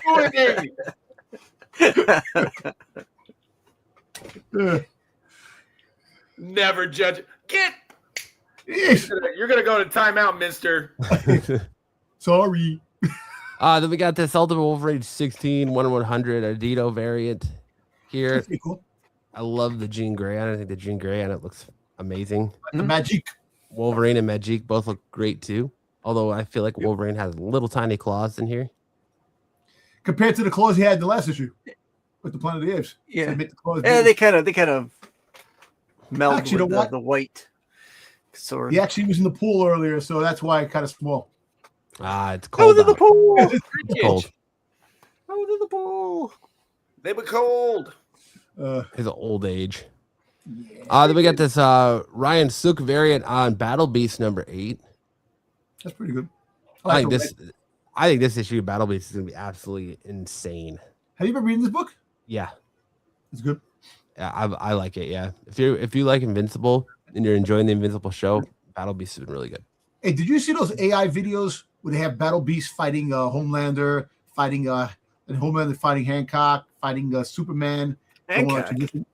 Yeah, he was. It was like so. No, because there was one of the AI stories that Hancock was sleeping on a bench, and he's like, take him in, and then he winds up getting his ass whipped by Hancock, and then goes like the whole different league of people, and sits there and goes, "You didn't tell me how powerful he was," So it's type of shit. It's really cool.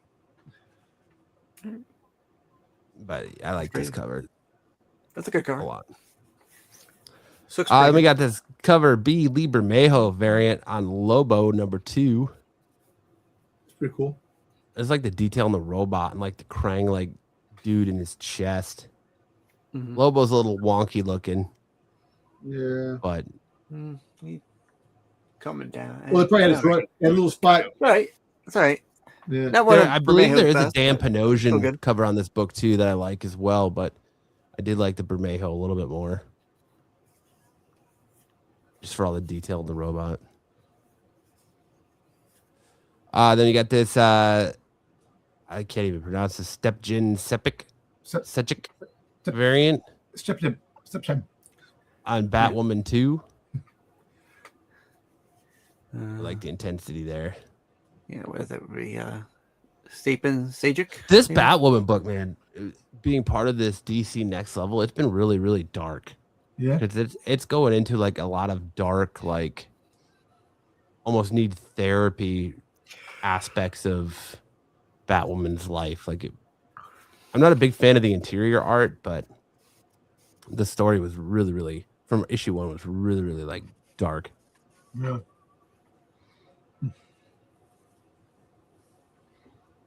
Yeah, I did. You're right, Tyson. You got me. I chose it because of the skull on Lobo's junk. Yeah, on his junk. Absolutely.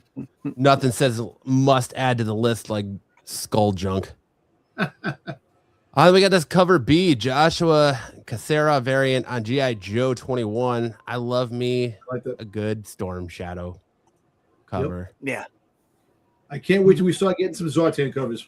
There's a nice Zartan cover on was it the G.I. issue of was Hammond's The Hammer G.I. Files. Joe? Did that came out? The Was that silent this issues? week or next week? No, next week. I ordered them. I ordered all. I got the all of them come in. Yeah, I did see that there's a Larry Hammond's G.I. Joe. There's a really nice Zartan cover. Here's a cool Zartan cover. Actually, it's pretty basic, but it's pretty cool. They have the free comic book day in May. They have the Energon universe. So they have a cover with Zartan and a Hawk on the cover because Zartan was Hawk the entire time. Good call, Sticks. Who said that? Who said that, yeah. Dan? You did. I know. But I love be a good Snake Eyes cover as well as Storm Shadow cover. So I had to go with the Storm Shadow. They got a cool Snake Eyes cover coming out. Destro on the cover with Snake Eyes and a bullseye thing. So Snake Eyes is making his G.I. Joe debut, I think, in the Energon universe.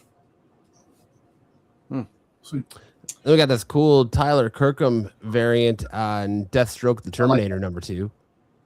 That's This has been really good. And I'll admit it, it took me probably a lot longer than it needed to realize that this wasn't the hilt of the sword, that was like his actual gloves. I was like, why is the handle of that sword so freaking big? Can't get his fingers around. Yeah, and I was like, oh wait, no, it's his gloves. He's got his hands around it. Yeah, it took me probably a lot longer than I want to admit. That's what she says about me, man. So that's a 5 point. But yeah, this is But he does have some massive pouches. Yeah. Dom's like to keep his hand on its hilt. But I like this Tyler Kirkham cover. Actually, it's cool. I like the way they drew Deathstroke. You know, it's I used back in the '90s when they had the first Deathstroke series that came out, the original one. They had is that The Forest Limited series? the first miniseries that came out, the original it was miniseries and the ongoing series. It was a miniseries. But yeah, I like that. And then after that, I stopped. But he was always my favorite character in Maybe I'm Teen thinking Titans. Deadshot. You know, growing up reading the Teen Titans. It's been a good read, and it's being written by a friend of the channel, Mr. Tony Fleece. So Nice. good stuff. And then I love this Godtail variant for Venom 257, part 8 of Death Spiral. Why does it look like he got like a gator face, It's Venom. very anime-ish. anime-ish? Yeah. I like the way Mary Jane is drawn, the way she's little perky perks there. Very perky. Very Yeah. perky. I think Godtail is one of my favorite artists right now, and I think he's only going to get bigger and bigger as his careers into American comics explodes. But Yeah, that's pretty cool. Is this the last? How many more issues for Death Spiral series going on? 2, there's one more for Amazing Spider-Man, and then they have a standalone Torment origin story for issue 10. And then you'll find out who he is. Yep. Oh, okay. And then Pat we got this McAfee. cover S. Oh my God! Please not Pat McAfee.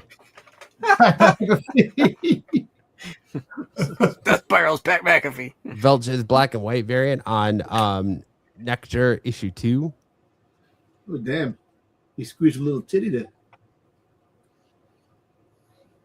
And Mary Jane is happy with the size of Venom's toe. Oh, you need the handful down. Yeah, Joe might show up pretty soon. I know, right?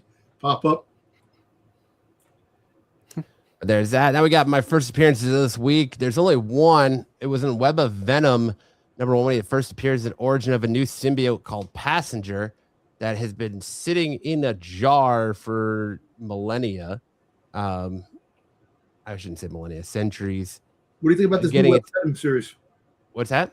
What do you think about this new series? It's interesting. The new symbiote is actually Boomerang, so it's Boomerang in the symbiote. In the symbiote, okay. And it's a different universe. Is it a different universe? No, it's the same Marvel universe. It's taking place during Death Spiral. Oh, okay. So it's pretty interesting. Wasn't Peter Brock? Wasn't Brock? What was the other character that actually had this outfit? So it was Venom. Mary Jane's Venom wore this outfit in a issue where he was trying to be more likable to be like Spider-Man, and that's kind of the same thing here where Passenger is making fun of Boomerang for his old outfit, his classic outfit, because it's like the issue starts and then right in the middle of it we get a flashback to give you Passenger's origin story, and then it comes back to what's currently going on. So he's making fun of like Boomerang's old outfit, and he's like, well, you need to give us something that's a little bit more classic and make us look like a good guy. So he kind of takes this costume because he's connected to the hive mind. So I know, because I know that they had a series that they had in an alternate universe. It was Peter Brock. The all new Venom had this costume for like 2 issues. 2 issues, okay. So it's pretty cool. I like the originality of it, of the old Spider-Man costume and Venom. I do like this, and I actually do like the cover. They're using the old Spider-Man #1 homage. Yeah. I like this.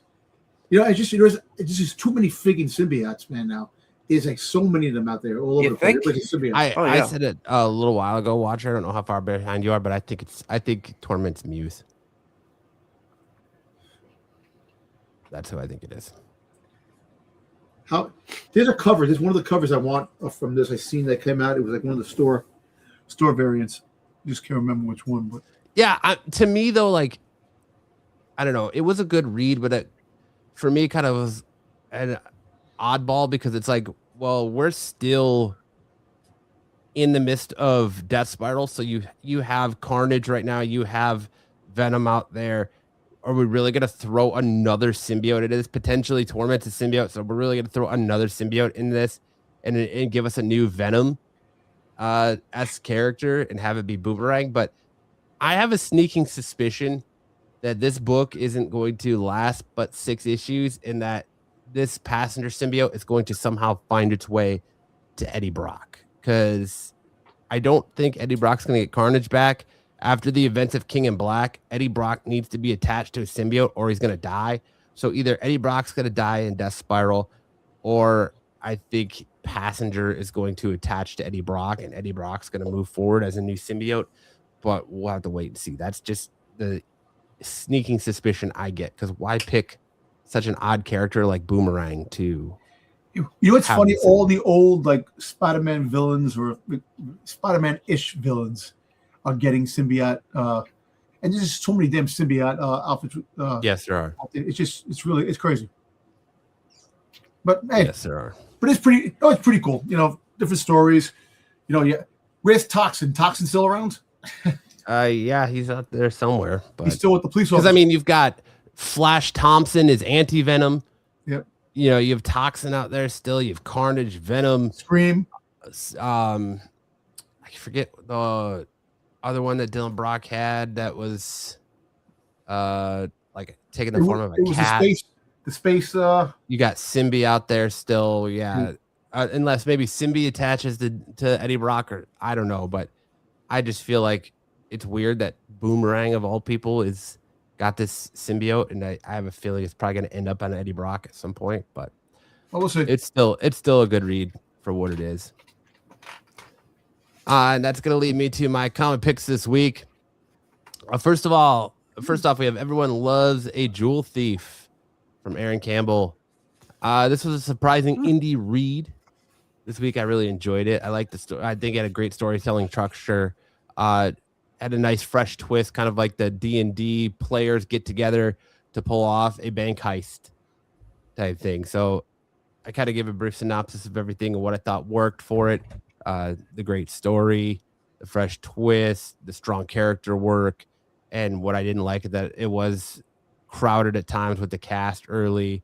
It is mostly set up, but it's a good read. I really enjoyed it. I'm excited for issue 2. I picked it up on a whim just for something new to read that's outside of Marvel and DC, and really liked it. So I would recommend. Everyone loves a Jewel Thief there. And then, of course, Teenage Mutant Ninja Turtles 17. I thought after Jason Aaron's left this book, it was going to drop off, but Jeannie Lun Yang and Freddie E. Williams II have been killing this book. This arc has been really emotional. That's with cool cover. The return of Splinter and now the return of their mother, and all the craziness that's going on there. Love this Mark Spears cover, man. This is probably by far my favorite Mark Spears covers. He had a dog shit cover 2 weeks ago on I think it was Batman Superman book, which is real awful. But this Mark Spears cover is amazing. I want this. He's selling a Virgin signed of this cover that I want to get. But I don't want to spend $65 on it. So, but I love this Mark Spears 2 Earls cover. And then we got Amazing Spider-Man 26. I like Death that Spiral. cover. I've kind of talked about this a lot. I like this Moreland Bermejo cover here. I'm really enjoying Death Spiral.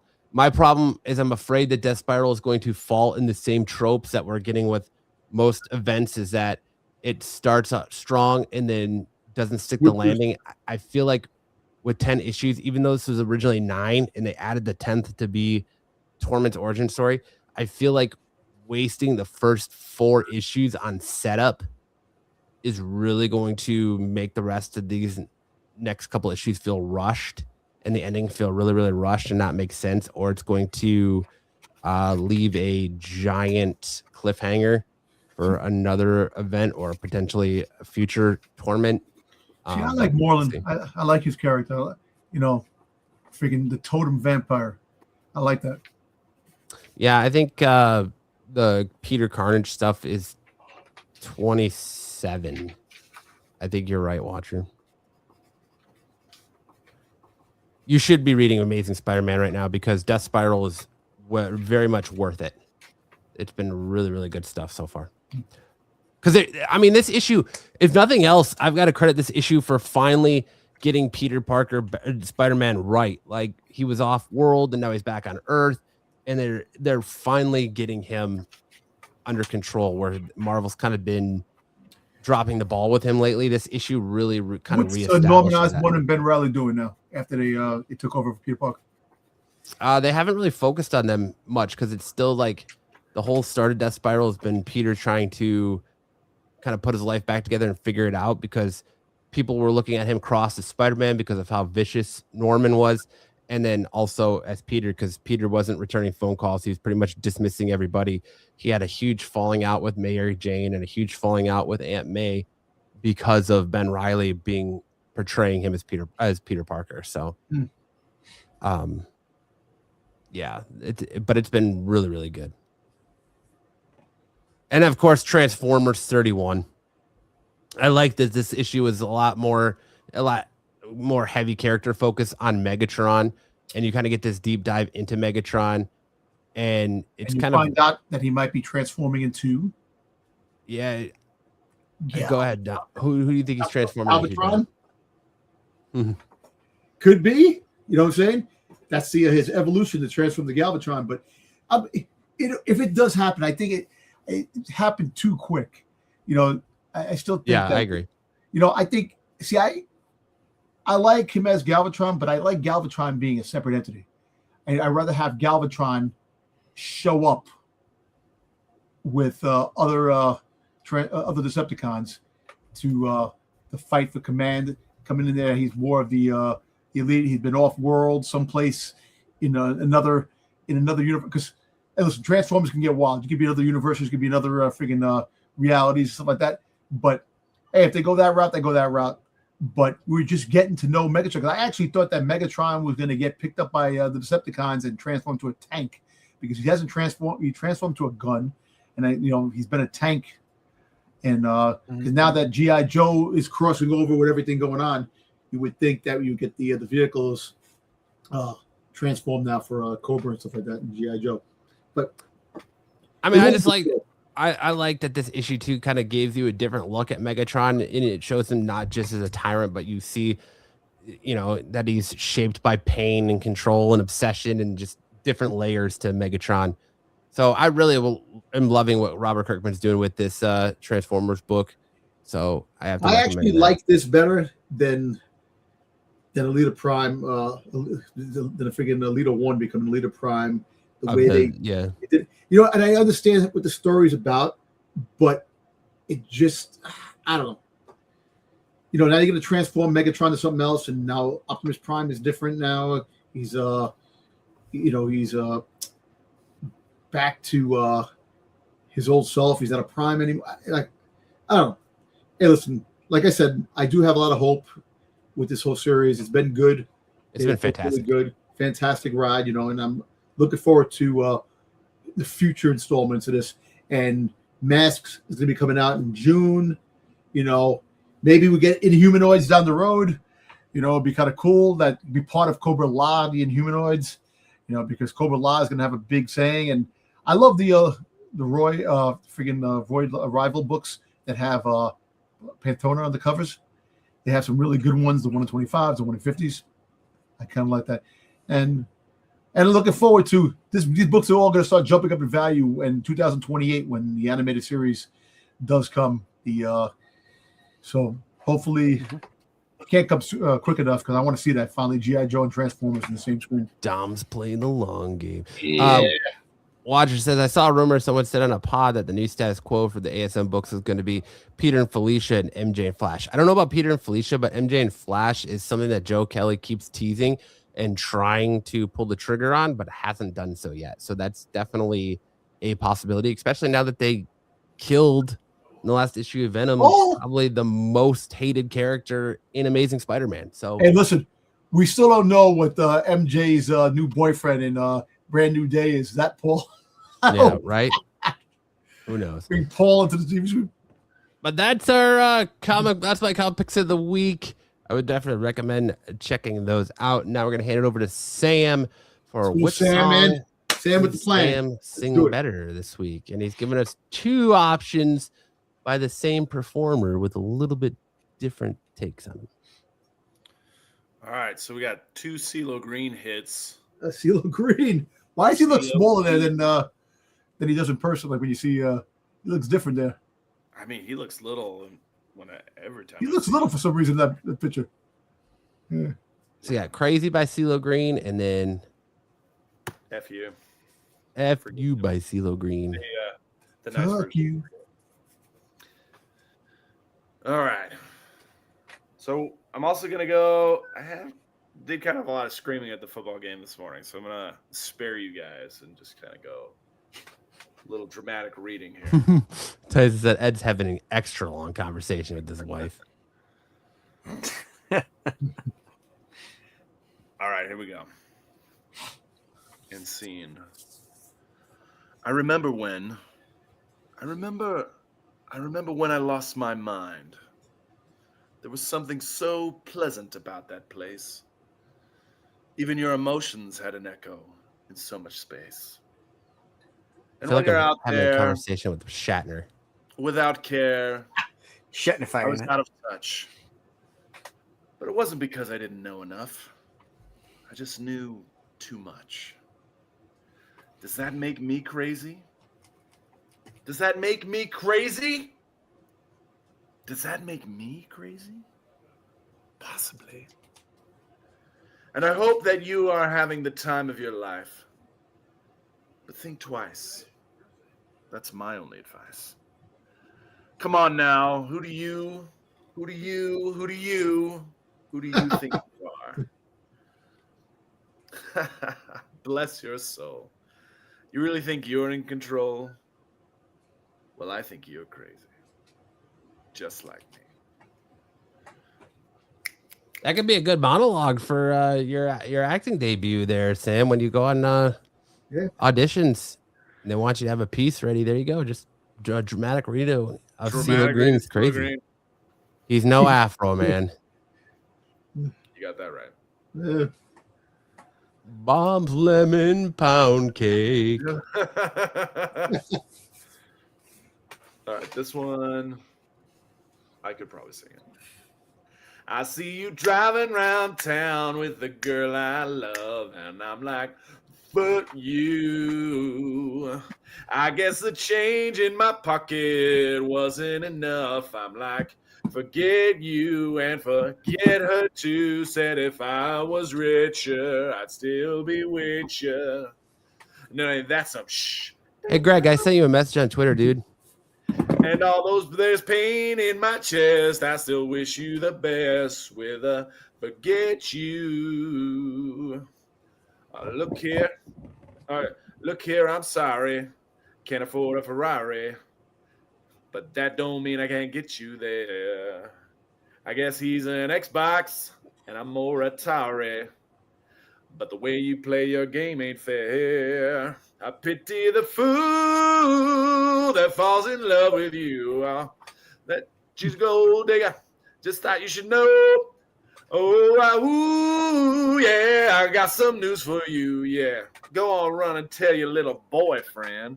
I see you driving around town with the girl I love. I'm like, forget you. I guess the change in my pocket wasn't enough. I'm like, forget you and forget her too. Said if I was richer, I'd still be with you.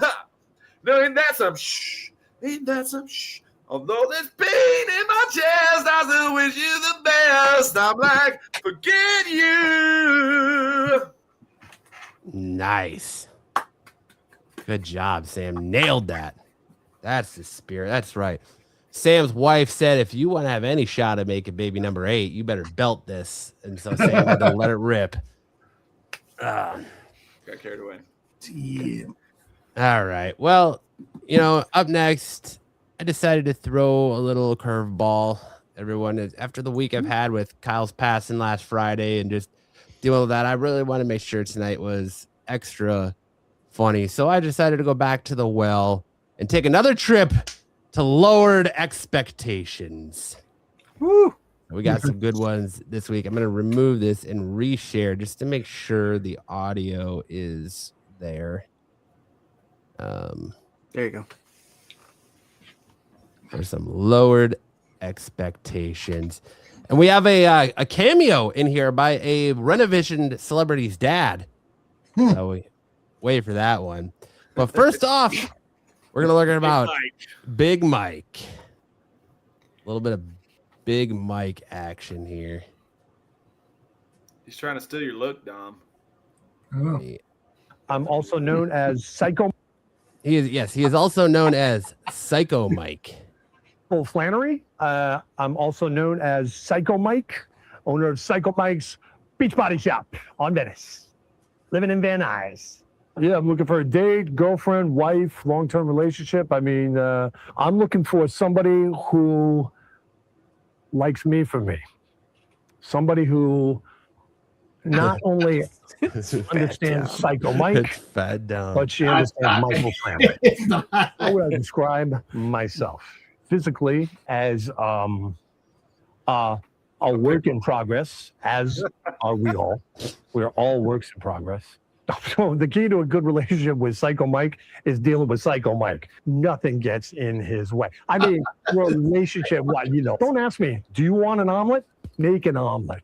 Make an omelet. All right? Psycho Mike is impervious to emotion. Looks like he still's got These emotions are He's for the weak. talking about himself in third person. He thinks that there's no such thing as good things or bad things, only things. And it's your reaction to them that determines what's good or Psycho bad. Mike you can be. My name is Michael Flannery. All right, that was Psycho Mike. Psycho Mike. Michael Flannery. Give it up for Psycho Mike. Michael Flatley. Next up, we're going to hear from Skip, a.k.a. Marco's dad. Look at that deep V on old Skip there. He's halfway into the porno scene. He's Ready for Baltimore. Let's hear what Marco's dad's Skip looking for. Wormsley, U.S. Army 3rd Infantry, retired. Was medically retired because of some non-medical issues, some drug-related issues. Cleaned up my act, moved out here to the West Coast, looking for the woman of my dreams. Like I said, they call me the Worm for a reason. You know, I'm not just a mustache, but for a nickel, you can ride it. So I'm a Mustache ride big for boob nickel. guy. Well, I can do push-ups all day, with or without a partner. What? Three words to describe myself: Hold hostile, up there. mobile, and agile. I do not believe in love at first sight. I believe that something like love needs to be developed over the first few hours of a relationship, where you show that you're financially stable and that you know how to handle your business in the sack. Do I believe in a soulmate? No, I do not. I'm strictly a Caucasian dater. Hot oils, strong thumbs, Hawaiian music. These are all things that Strong thumbs. at a level of frequency that Like that kung fu grip. experienced in Hanson Hut. Get a little emotional thinking about it. But, I love the What a minute. aggressive sit position. Jeannie he's said, got "Hey, there. Skip, Look at Mr. my Wishes, girl." what do you want? A couple titties? I don't have a family." That was not No shit. That's what Yeah, that makes was Joe. Couple titties. I can't think of anything else. I love the slow pan out as he's my name doing is the chest Theodore bounce. Skip Wormsley, U.S. Army There it clothing. is. There's Skip, aka Marco's dad. For 5 Auto cents, wheel. you can get a mustache Long ride. thumbs. Oh, Just Hawaiian music. yeah. Yeah, like when he says titties, and he stops. Brian J says, "I'll bet my life Skip never used a rubber in his life." Let me tell you, I have a motto: hot oils, strong thumbs, deep V. Next God. up, we're gonna meet Linda. Linda. Pleaser, but I Pleaser would what? like to please somebody a little bit. Hello, I'm Linda Ho. Well, I'm looking for someone who I guess I Linda would the say Ho. 5'5", maybe. You know, nothing's better than having a I'll call my bed cherry the Coke, workbench, Coca-Cola, Skip. and cherry. You have to mix it up. That's when a Slurpee is the best. I also don't like to fold laundry. I love to wash, but folding is not a thing. And one of my guilty pleasures is watching really, really old movies, like The Enchanted Cottage, where these two ugly people get together. But in the Magic Cottage, they're beautiful. But all their friends and family still see them as kind of creepy, and their best friend is blind. Relationship deal breaker is quoting, historical people, telling me what kind of scotch you drink and the brand. Have you ever done this where you will be with your friends or a couple Sonic and you coins, immediately, oh my they look like lovers. I get uncomfortable because I'm like going, when they go home, they're gonna, and I don't picture that for myself. I'm not a people pleaser, but That's I- Linda. would like to please somebody. She wants to please somebody. Please somebody. Good And God. Brian J's all board. He said he definitely knocked the Sonic coins out of Linda. The rings, Sonic rings. Bling, bling, bling, bling. Oh, Next up, Oh. we're gonna hear from Lindsay. Lindsay. My name's Lindsay. I'm a light smoker. Out there. My best qualities are I love rats. I love pizza.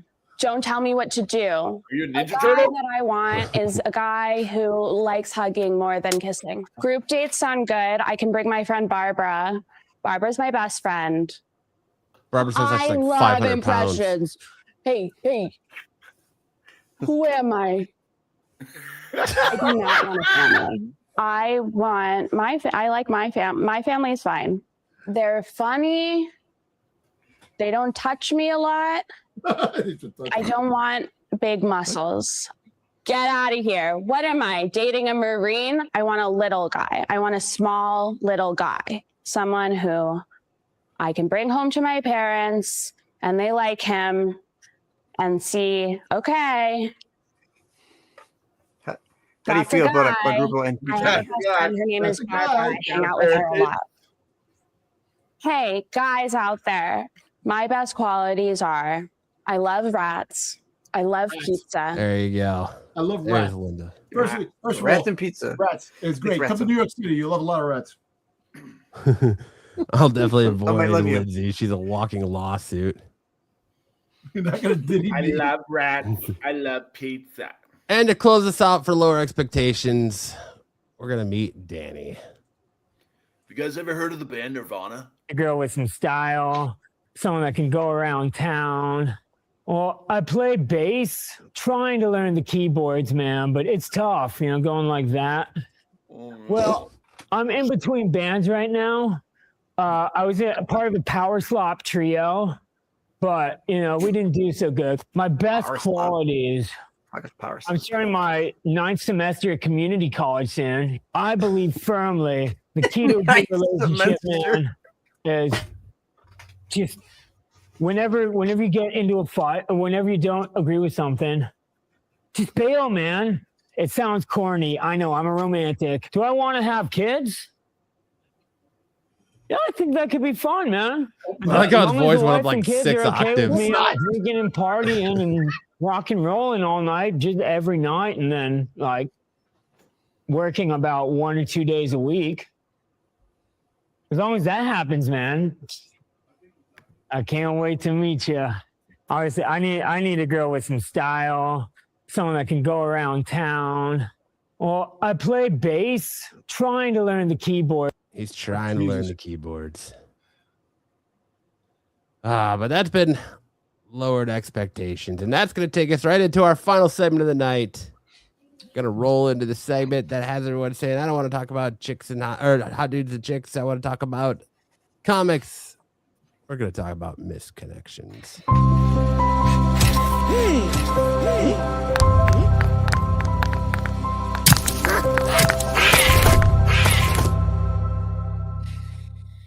Steve, I appreciate. I'll do it. Looking for tools to clean in Riverton. I am old cowboy, bored and looking to give free tool clean and polish. You must host or make plans where tools can be cleaned. Polishing is also free and maybe short-term storage and shed is possible after 3 p.m. till 8 p.m. weekdays and most times in weekends till 8 p.m. I do great job and might clean it more than once if asked. I swallow all juices and a mess clean up after polish is done. Ooh. Yeah, the Sticks show got canceled. We let one Sticks show happen, and after about 16 blank slides, the Sticks show had to get canceled. That was not my fault. We're not doing that anymore. Community service guy, Woodland Hills. I'm the grandpa-looking guy. You, the young man that came into my store and needed help with your equipment.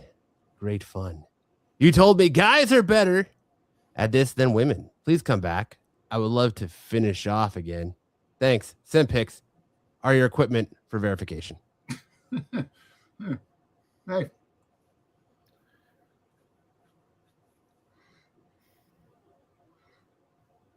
Sticks, you're on mute. One-Handed Wonder, Baltimore.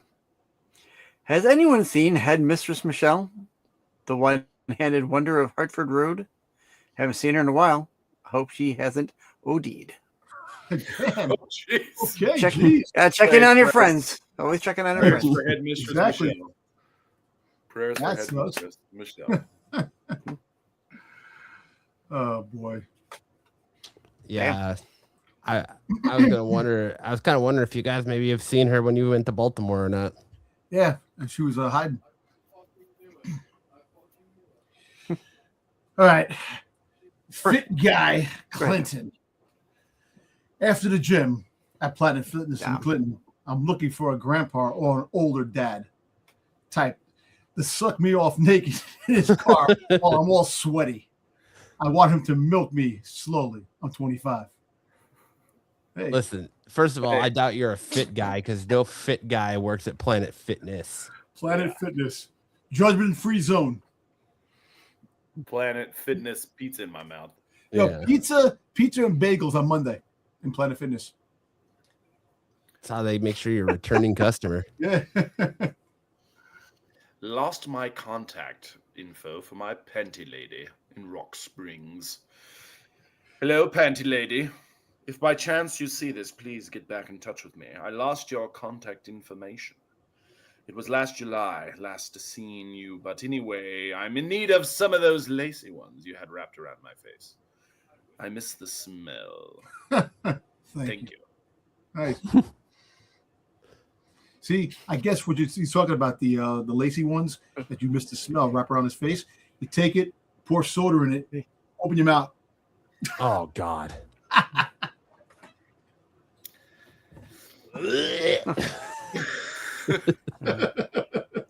always during Lent too, I bet. Yeah, right. Exactly. Yeah, Brian J's right there with me. Just sick Dom. Tyson's on board. Tyson's like, Dom knows. Dom knows what's up. All right. Well, that's it, guys. That's our show this week. Thank you, everyone, for hanging out with us. I hope you guys had a good time. Sticks is just like, I'm out. Sticks had enough. Sticks was like, that was enough, Dom. You have seeded, I don't know what I'm looking. I don't know what I'm trying to say, but Sticks left because Dom just grossed him out. You overwhelmed him. Buffy says now we need to send Dom back to the qualified. But yes, you overwhelmed Sticks. I'm sorry. Tyson said Sticks was like, fuck this. Yeah, Sticks is left. Yo, he bolted like really quick, man. Very good. But that's our show for this week. Thank you all so much for hanging out. If you guys want more, make sure to check out Dom tomorrow night on the Star Wars channel, where I'm sure they're going to probably be talking about more. Are you guys tomorrow night or wait until Monday? No, it's going to be tomorrow night. Tomorrow night. I think Marco's still trying to figure out, after the debacle of the that Monday, I think just wait for the Sunday, and then we'll just talk about the show. Instead of reviewing, we talk about it, and that's about it. That's the easier way to do it, because everybody's reviewing it that particular day or the next night. So there you go. Okay, well then check out Marco, Dom, and the boys over at the Star Wars show tomorrow night. Make sure that you compliment Wayseeker on his haircut. If you want more from Pete throughout the week, you can check out all his shorts on Monday, going over everything that's coming out on Wednesday, the Wednesday watch list. You can check out more from the boys from Double O, Marco, Bruce, and everyone on the Tack Show on Wednesday. You can check out more from me, Dom, and Sticks every Thursday night on our wrestling show Off the Mat, where this week we will be doing our match card predictions for WrestleMania. That's this coming week. You can check out more from Sam over on Triple D Dodgeball as he gets ready for his big trip to Italy this summer for his dodgeball competitions. You can check out more from, of course, as always, Dom and the boys over on the Qualified. You can see if Sticks comes back for the Qualified this Friday night after the CBSI Hot 10 list. And then that leads you right back here to us for another Saturday night filled with pointless conversation to begin with and just absolutely off-the-wall topics that will probably involve genitalia of some sort. And midgets. Or quadruple amputees. Or breathing through your butt. What about midget amputees? We like to shoot guns. We'll find some of those too. And Gary Oldman can play them in a movie. Cosmic says, good show tonight, guys. I felt some major chemistry tonight. Last segment was a little off, but that's to be expected. I mean, what are you going to expect with misconnections, right? Sticks, good to see you back, man. I don't know what happened. What happened? You took off, man, in disgust. Wrap it up. Yeah. Dom has VIP status at Midtown Comics. I wish I did, because I haven't been getting my damn book. VIP. My boy is leaving soon, so once he leaves, I have a hard time. I think my sushi date is here, so I gotta go. All right, send us out with some words of wisdom, Stam. Hey, hold your loved ones close. We all miss you, Kyle. We love you, Kyle. Thinking about you all the time, man. The show's for you, buddy. Definitely. Well said.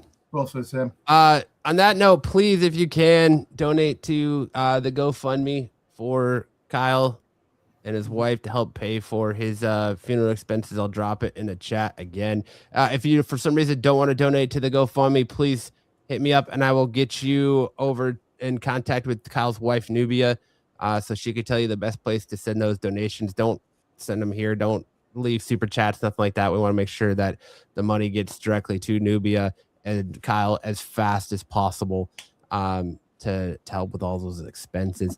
If you are in the greater Phoenix area and you wish to attend Kyle's Celebration of Life, get a hold of me and I can get you the information as soon as I get that as well. But yeah, on that note, we're going to call it a night. Hope you guys have a great Saturday. Enjoy the rest of your weekend, and we'll see you guys real soon. Either you've got me confused with somebody else, or this is a joke.